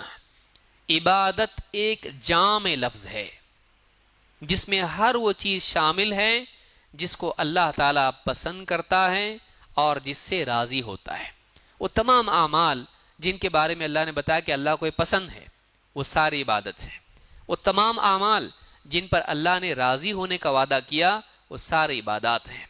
من الاقوال والاعمال، چاہے وہ زبان سے بولنے والے اقوال ہوں جیسے ذکر ہے، تلاوت ہے، یا اعمال ہو جن کو آدمی کرتا ہے، اعمال. الظاہرہ والباطنہ، چاہے وہ اعمال ظاہرہ ہوں یا باطنہ ہوں. یعنی چاہے وہ اعمال جسم سے کیے جائیں جیسے رکوع، سجدہ، طواف، سعی، یا پھر باطنی اعمال ہوں، اللہ سے محبت، اللہ کا خوف، اللہ کی تعظیم، اللہ پر توکل، اللہ تعالیٰ کی طرف رجوع، اللہ سے امید. جو قلبی اعمال ہوں یا بدنی یا پھر اقوال ہوں، یہ سارے کے سارے کس میں آتے ہیں؟ عبادت میں آتے ہیں. ہر وہ چیز جس سے اللہ راضی ہوتا ہے، جس کو اللہ پسند کرتا ہے، ساری چیزیں عبادات میں آتی ہیں. تو لہٰذا عبادت کی یہ تعریف ہے. الہ کے کیا معنی ہیں؟ الہ کے معنی ہیں جس کی عبادت کی جائے. لیکن چونکہ اللہ تعالیٰ کے علاوہ جتنے ہیں وہ سب جھوٹے معبود ہیں، وہ حق رکھتے معبود بننے کا نہیں. کس کا حق ہے عبادت؟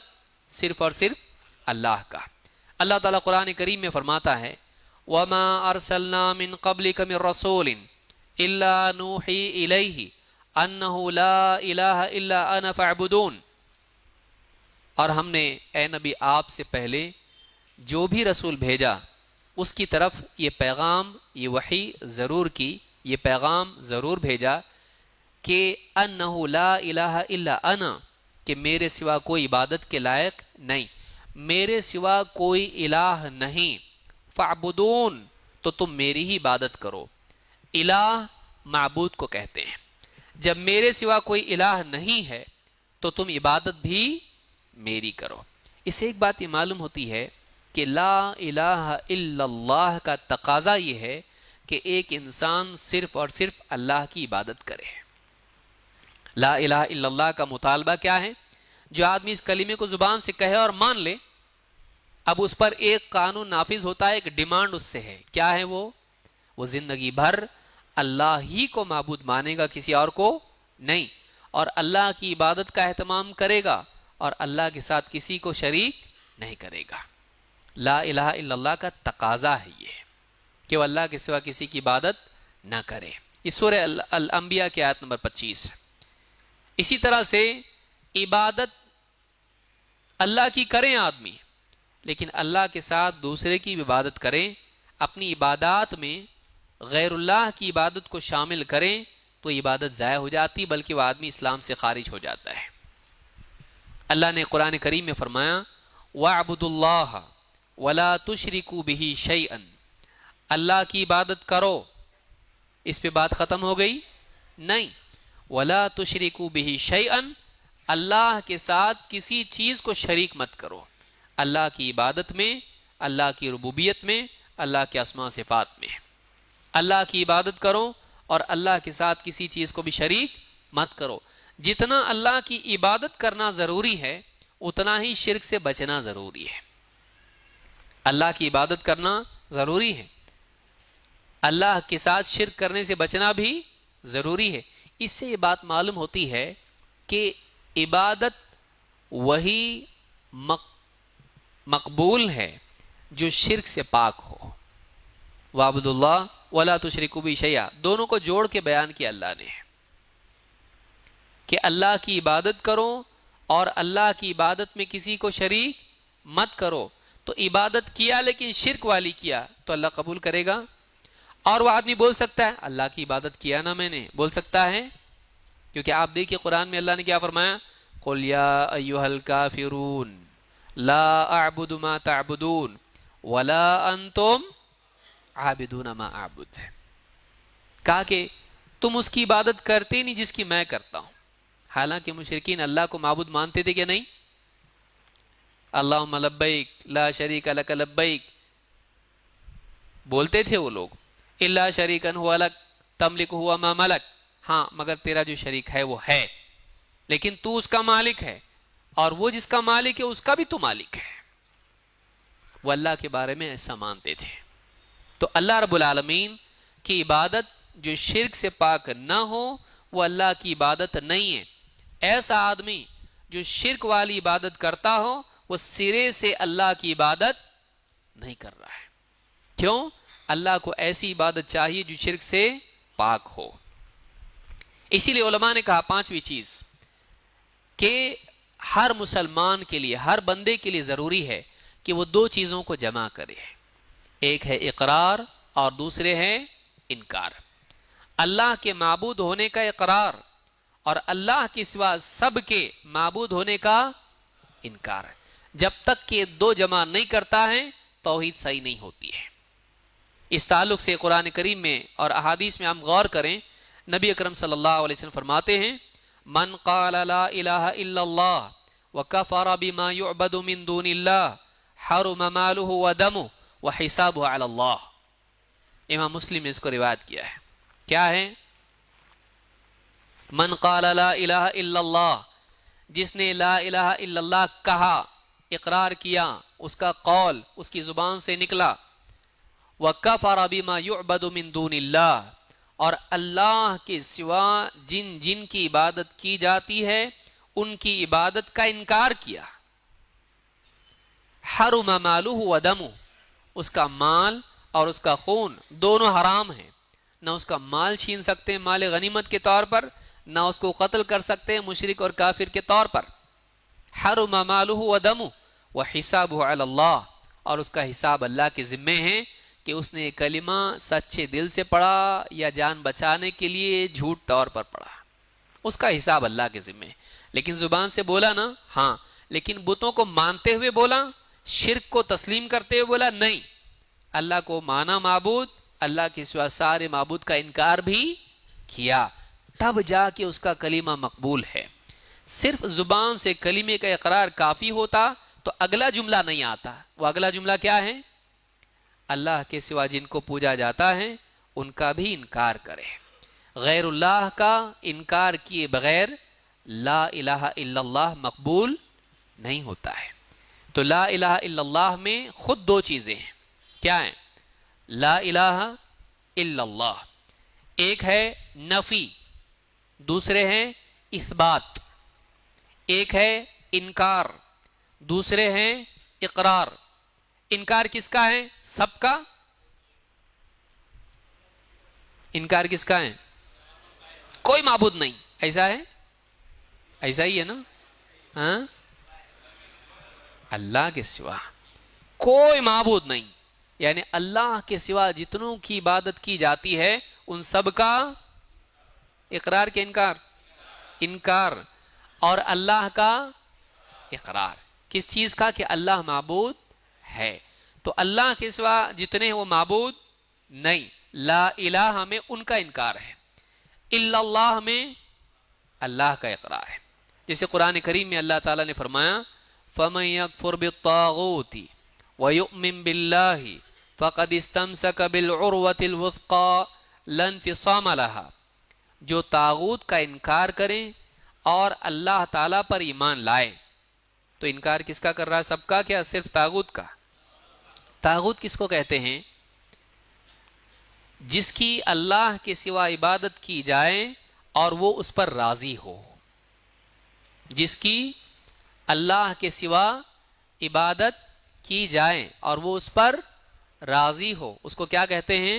طاغوت. تو جس نے کس کا انکار کیا؟ طاغوت کا. اور ایمان کس پہ لایا؟ اللہ پر. ایک میں ہے انکار کفر اور ایک میں ہے ایمان. طاغوت کا انکار، اللہ کا اقرار، یہ دونوں جمع کریں گے فقد استمسک بالعروۃ الوثقی لا انفصام لها. اس نے ایک مضبوط کڑا تھام لیا ہے جو کبھی ٹوٹنے والا نہیں.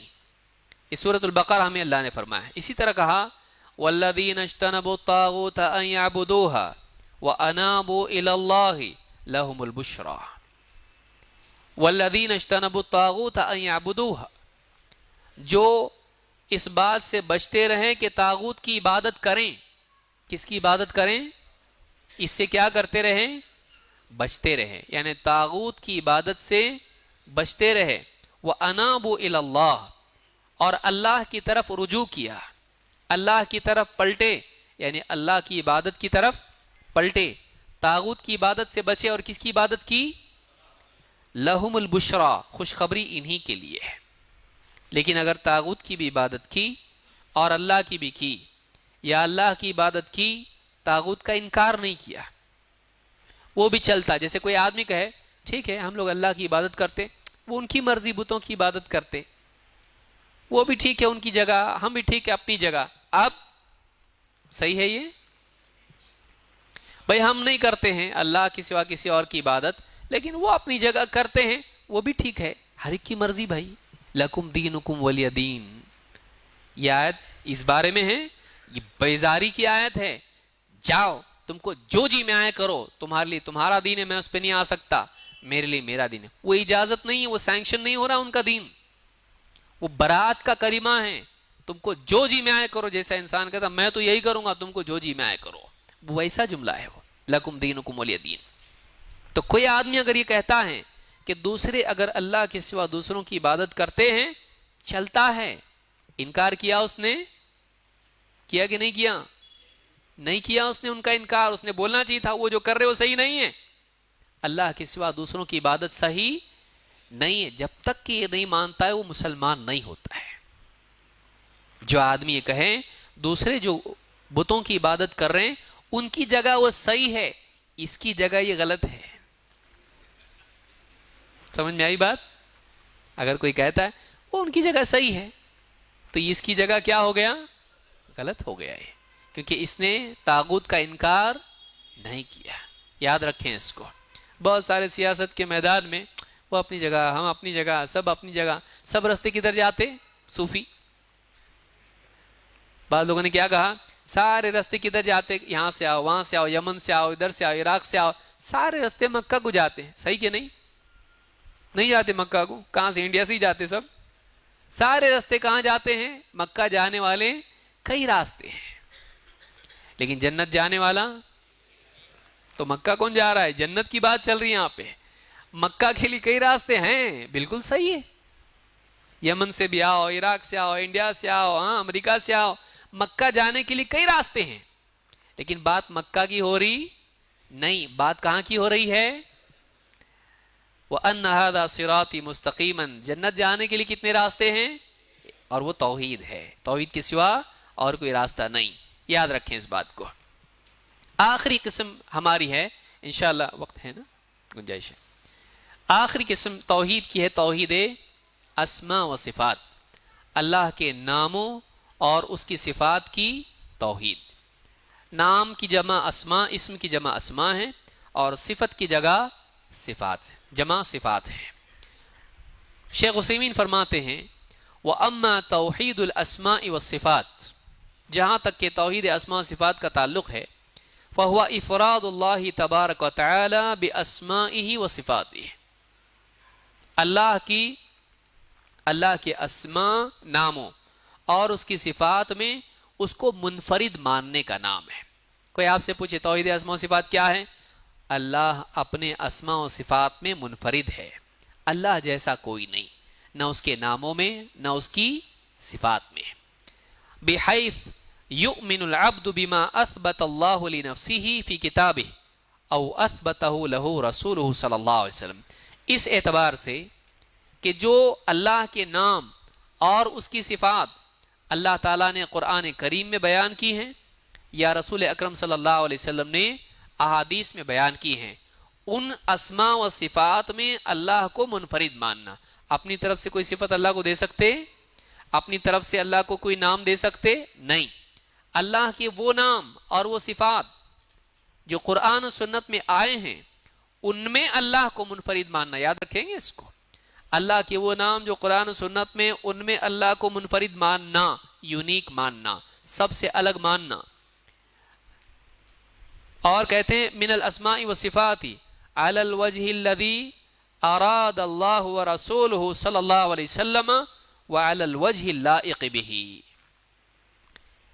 اس طور پر جو اللہ کی اس میں مراد ہے، رسول کی اس میں مراد ہے، یعنی اللہ تعالیٰ نے اس سے کیا بتانا چاہا اس کو ماننا، یہ نہیں کہ اپنی عقل سے کچھ بھی دوسرا مطلب لینا۔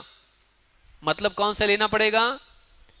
جیسے کوئی کہے اللہ تعالیٰ سنتا ہے، قرآن میں ہے سمیع ہے، اب آدمی کہے سننے کے لیے تو کان چاہیے، تو اللہ تعالیٰ سنتا ہے کا مطلب کیا ہے؟ اللہ جانتا ہے، کیا ایسا ہی ہوگا کہ نہیں؟ کچھ لوگ سوچ رہے ہیں دیکھیں میٹنگ میں کیا طے ہوتا۔ ہاں بول کے بھی نہیں پھنسنا، نہ بول کے بھی نہیں پھنسنا۔ اللہ تعالیٰ سنتا ہے یہ الگ ہے، اللہ تعالیٰ دیکھتا ہے یہ الگ ہے، اللہ تعالیٰ جانتا ہے یہ الگ ہے۔ اللہ تعالیٰ سنتا بھی ہے، دیکھتا بھی ہے، جانتا بھی ہے۔ بھئی ایک آدمی ہوتا ہے وہ بہرا ہوتا ہے، سائن لینگویج سے معلوم ہو جاتا اس کو کیا بولنا چاہ رہے، جانتا ہے لیکن سنتا نہیں۔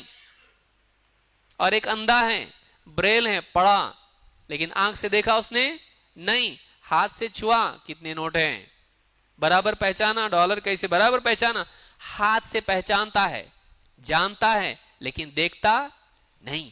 تو یہ دونوں کمیاں ہیں نا، اللہ تعالیٰ سنتا بھی ہے، دیکھتا بھی ہے اور جانتا بھی ہے۔ ہم اللہ کے لیے تینوں صفات مانتے ہیں اس معنی میں جو ان میں ہے، نہ کہ ان معنی میں جو ہم اپنی طرف سے طے کریں۔ سمجھ میں آئی بات؟ تو کہتے ہیں کہ اس مراد سے جو اللہ اور اس کے رسول کی مراد ہے، اور اس طور پر جو اللہ کی شان کے لائق ہے۔ جیسے سنتا ہے، ہم سنتے کہ نہیں سنتے؟ اللہ سنتا کہ نہیں سنتا؟ اللہ بھی سنتا ہے، ہم بھی سنتے، لیکن ہم خراٹے لے رہے ہیں اور گھر میں ہمارے خلاف پلاننگ ہو رہی بیوی اور بچوں کی۔ سنتا ہے آدمی؟ نہیں سنتا ہے، سویا ہوا ہے اور باتیں چل رہی لیکن نہیں سن پاتا ہے وہ۔ یا آدمی دوسرے کمرے میں بیٹھا ہوا ہے اور لوگ دور بیٹھ کے باتیں کر رہے ہیں، سنتا ہو؟ اس کے سننے میں کیا ہے؟ نقص ہے۔ دیکھتا ہے بہت دور سے، اس کو دکھائی دے رہا ہے کیا لکھا ہوا ہے بورڈ پہ؟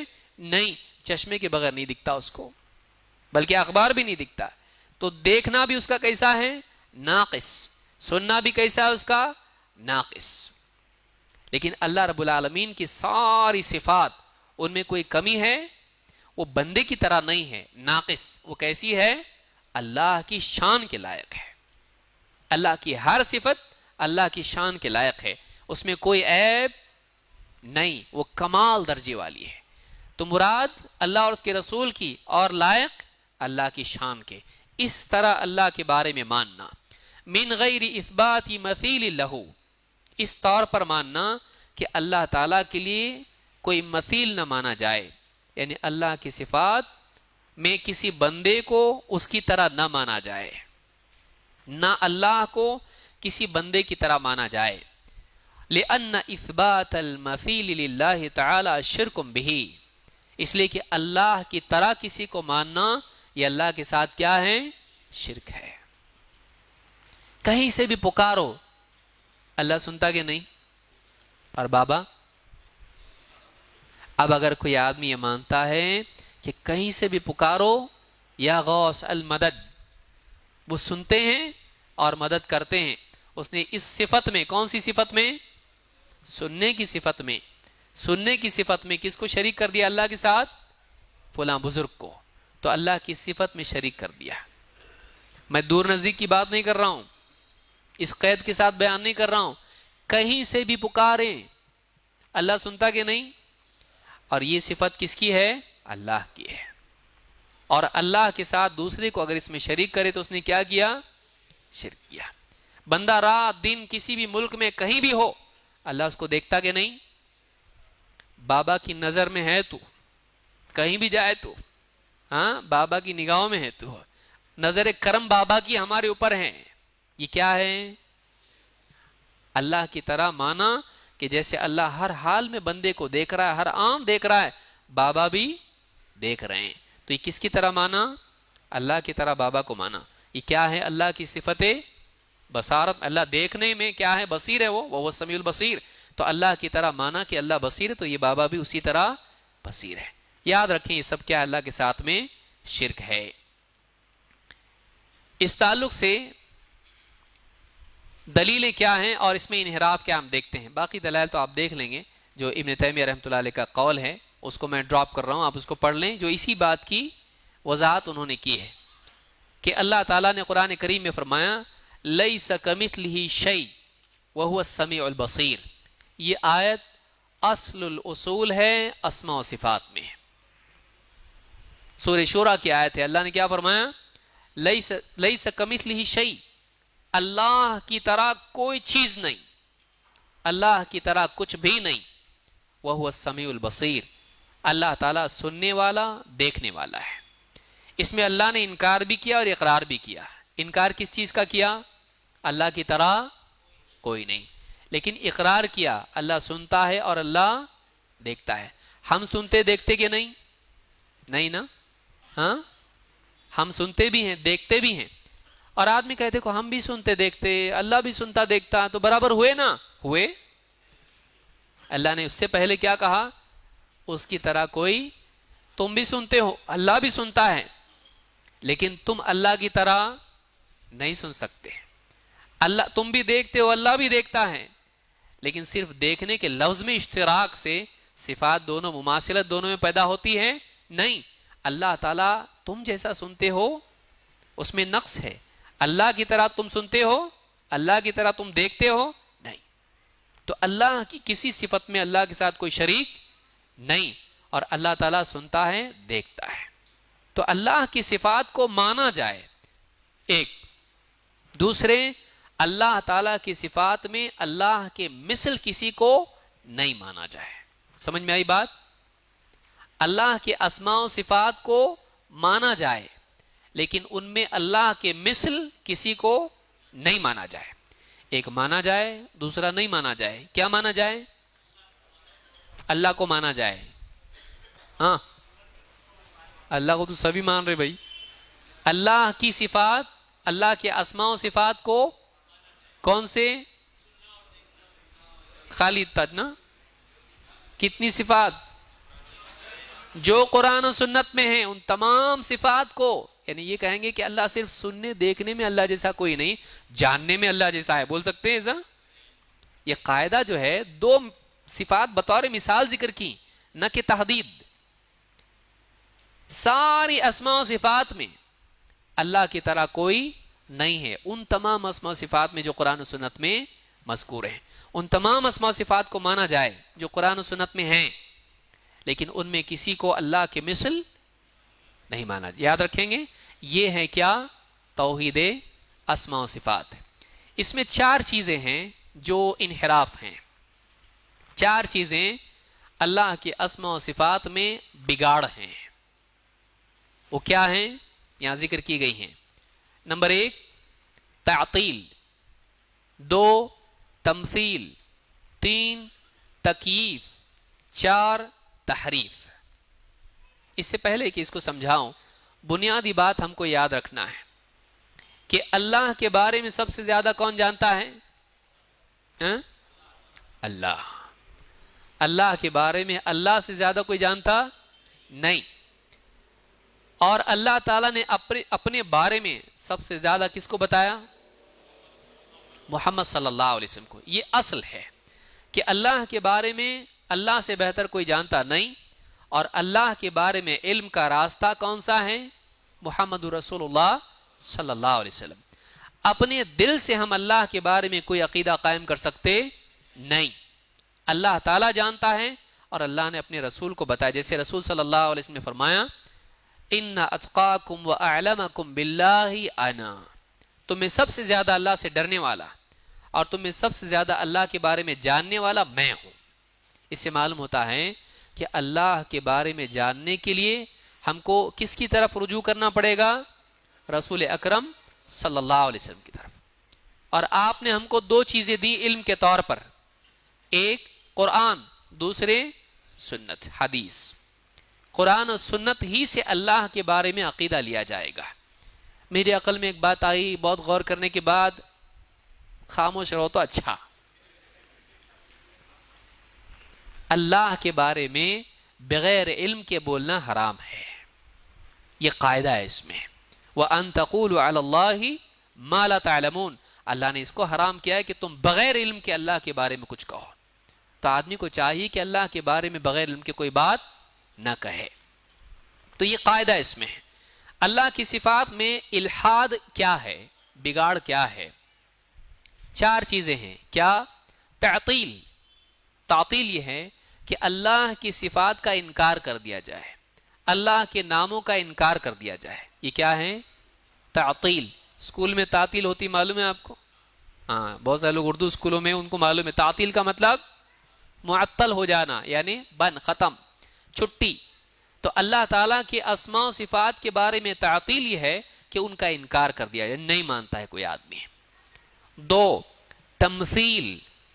اللہ کے اسماء و صفات میں تمثیل یہ ہے کہ اللہ کی مخلوقات کو اللہ کی طرح یا اللہ کی صفات کو مخلوقات کی طرح، دونوں کو ایک دوسرے کے کیا مانا جائے؟ مثل.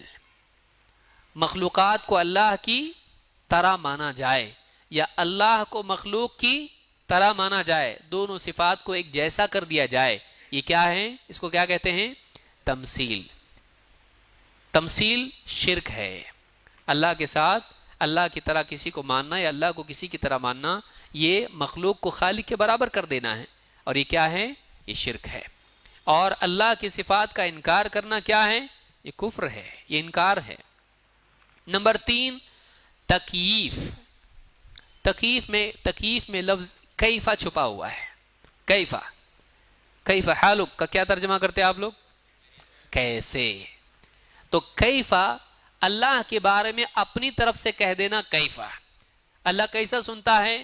اللہ ایسا ایسا سنتا ہے. اللہ کیسے دیکھتا ہے؟ ایسے ایسے دیکھتا ہے. اللہ تعالیٰ کیسے کرتا ہے کوئی کام؟ ایسے کرتا ہے. تو بغیر علم کے، بغیر قرآن و سنت کی دلیل کے اللہ کے اسماء اور اس کی صفات کی کیفیت کو بیان کرنا، اس کا نام کیا ہے؟ تکییف. اپنی طرف سے اللہ کی کسی صفت کے بارے میں کوئی بات بیان کرنا، اس کی کیفیت متعین کرنا، یہ کیا ہے؟ جیسے مثال کے طور پر اللہ تعالیٰ عرش پر مستوی ہے، سب مانتے، اس میں کوئی نہیں مانتا ایسا تو نہیں ہے. الرحمن علی العرش استوى. اب کوئی آدمی مثال بتا کے کہے دیکھو یہ جو بادشاہ اس تخت پہ بیٹھا ہوا ہے نا، اللہ تعالیٰ بھی عرش پہ ایسے ہی ہے. اس نے کیا کیا؟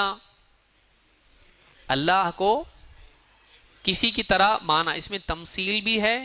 اور جیسے کوئی بیٹھا تخت پر، بتا دیکھو اللہ ایسے مستوی ہوا، بادشاہ جیسے تخت پر جا کے بیٹھا ویسے اللہ کے بارے میں کہا اللہ بھی ایسے مستوی ہوا. اس نے کیا کیا؟ اللہ کے بارے میں اپنی طرف سے کیفیت بتائی. یہ کیا ہے؟ یہ حرام ہے. اس کو کیا کہتے ہیں؟ تکییف. کہ مخلوق کی طرح کوئی کیفیت متعین کرنا یا اپنی عقل سے کوئی کیفیت اللہ کے کسی فعل کے بارے میں متعین کرنا، یہ تکییف ہے. نمبر 4 تحریف. تحریف کس کو کہتے ہیں؟ بدل دینا. بدل دینا، جو حقیقت اس کی ہے اس کی بجائے کوئی اور معنی اس کو دے دینا. جیسے میں نے مثال دی تھی. کیا مثال دی تھی؟ جیسے اللہ تعالیٰ سمیع ہے، بصیر ہے، علیم ہے، تینوں صفات اللہ کی آئی ہیں. اب آدمی کہے سمیع کا مطلب علیم، سنتا ہے اللہ کا مطلب سنتا نہیں جانتا ہے، دیکھتا ہے کا مطلب دیکھتا نہیں بلکہ کیا ہے؟ جانتا ہے. تو اس نے کیا کیا؟ سننے کا مطلب سننا ہے، دیکھنے کا مطلب دیکھنا ہے. اس نے مطلب بدل کے کیا کر دیا؟ سننے اور دیکھنے کا مطلب کیا بنا دیا؟ جاننا. حالانکہ جانتا ہے اللہ تعالیٰ، لیکن اس کے لیے تیسرا لفظ ہے. کیا ہے وہ؟ علیم. تو اس نے دو صفات کو بدل کے اس کا مطلب تیسرا مطلب لے لیا. تو یہ کیا ہو گیا؟ یہ تحریف ہو گئی. تحریف کا مطلب ہوتا ہے بدل دینا. بدل دینا. جیسے مثال کے طور پر حدیث میں آیا ہے کہ ہر رات جب 1/3 حصہ رات کا بچ جاتا ہے، رہ جاتا ہے، تو اللہ تعالی آسمان دنیا پر نزول کرتا ہے. کون کرتا ہے نزول؟ ہاں؟ اللہ. کیسے؟ ایسے ہم بتا سکتے؟ ایسے اگر کوئی بتاتا ہے تو کیا ہوگا؟ کیا لفظ دیں گے؟ اس کے لیے کیا نام ہے؟ تکییف. اور جیسے کوئی اور مخلوق ہے اس کی طرح بتائے تو یہ کیا ہو جائے گا؟ تمثیل. اور کہے کہ نہیں مانتے ہم اس کو، کیونکہ نزول کیا ہے؟ اللہ تعالیٰ کے لیے نزول اللہ کی شان کے خلاف ہے. کیا ہو جائے گا؟ یہ تعطیل. اور اگر کہے نازل ہوتا ہے لیکن یہاں اللہ تعالیٰ نہیں بلکہ اللہ کی، حدیث صحیح ہے، لیکن اللہ کی رحمت نازل ہوتی ہے. یہ کیا ہے؟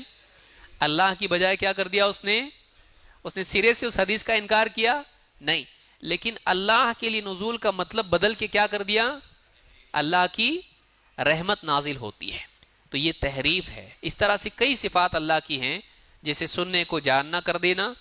تو یہ سب چیزیں، جیسے قرآن میں اللہ نے فرمایا کہ بل یداہ مبسوطتان ينفق کیف یشاء، اللہ کے دونوں ہاتھ پھیلے ہوئے ہیں، جیسا چاہتا ہے خرچ کرتا ہے.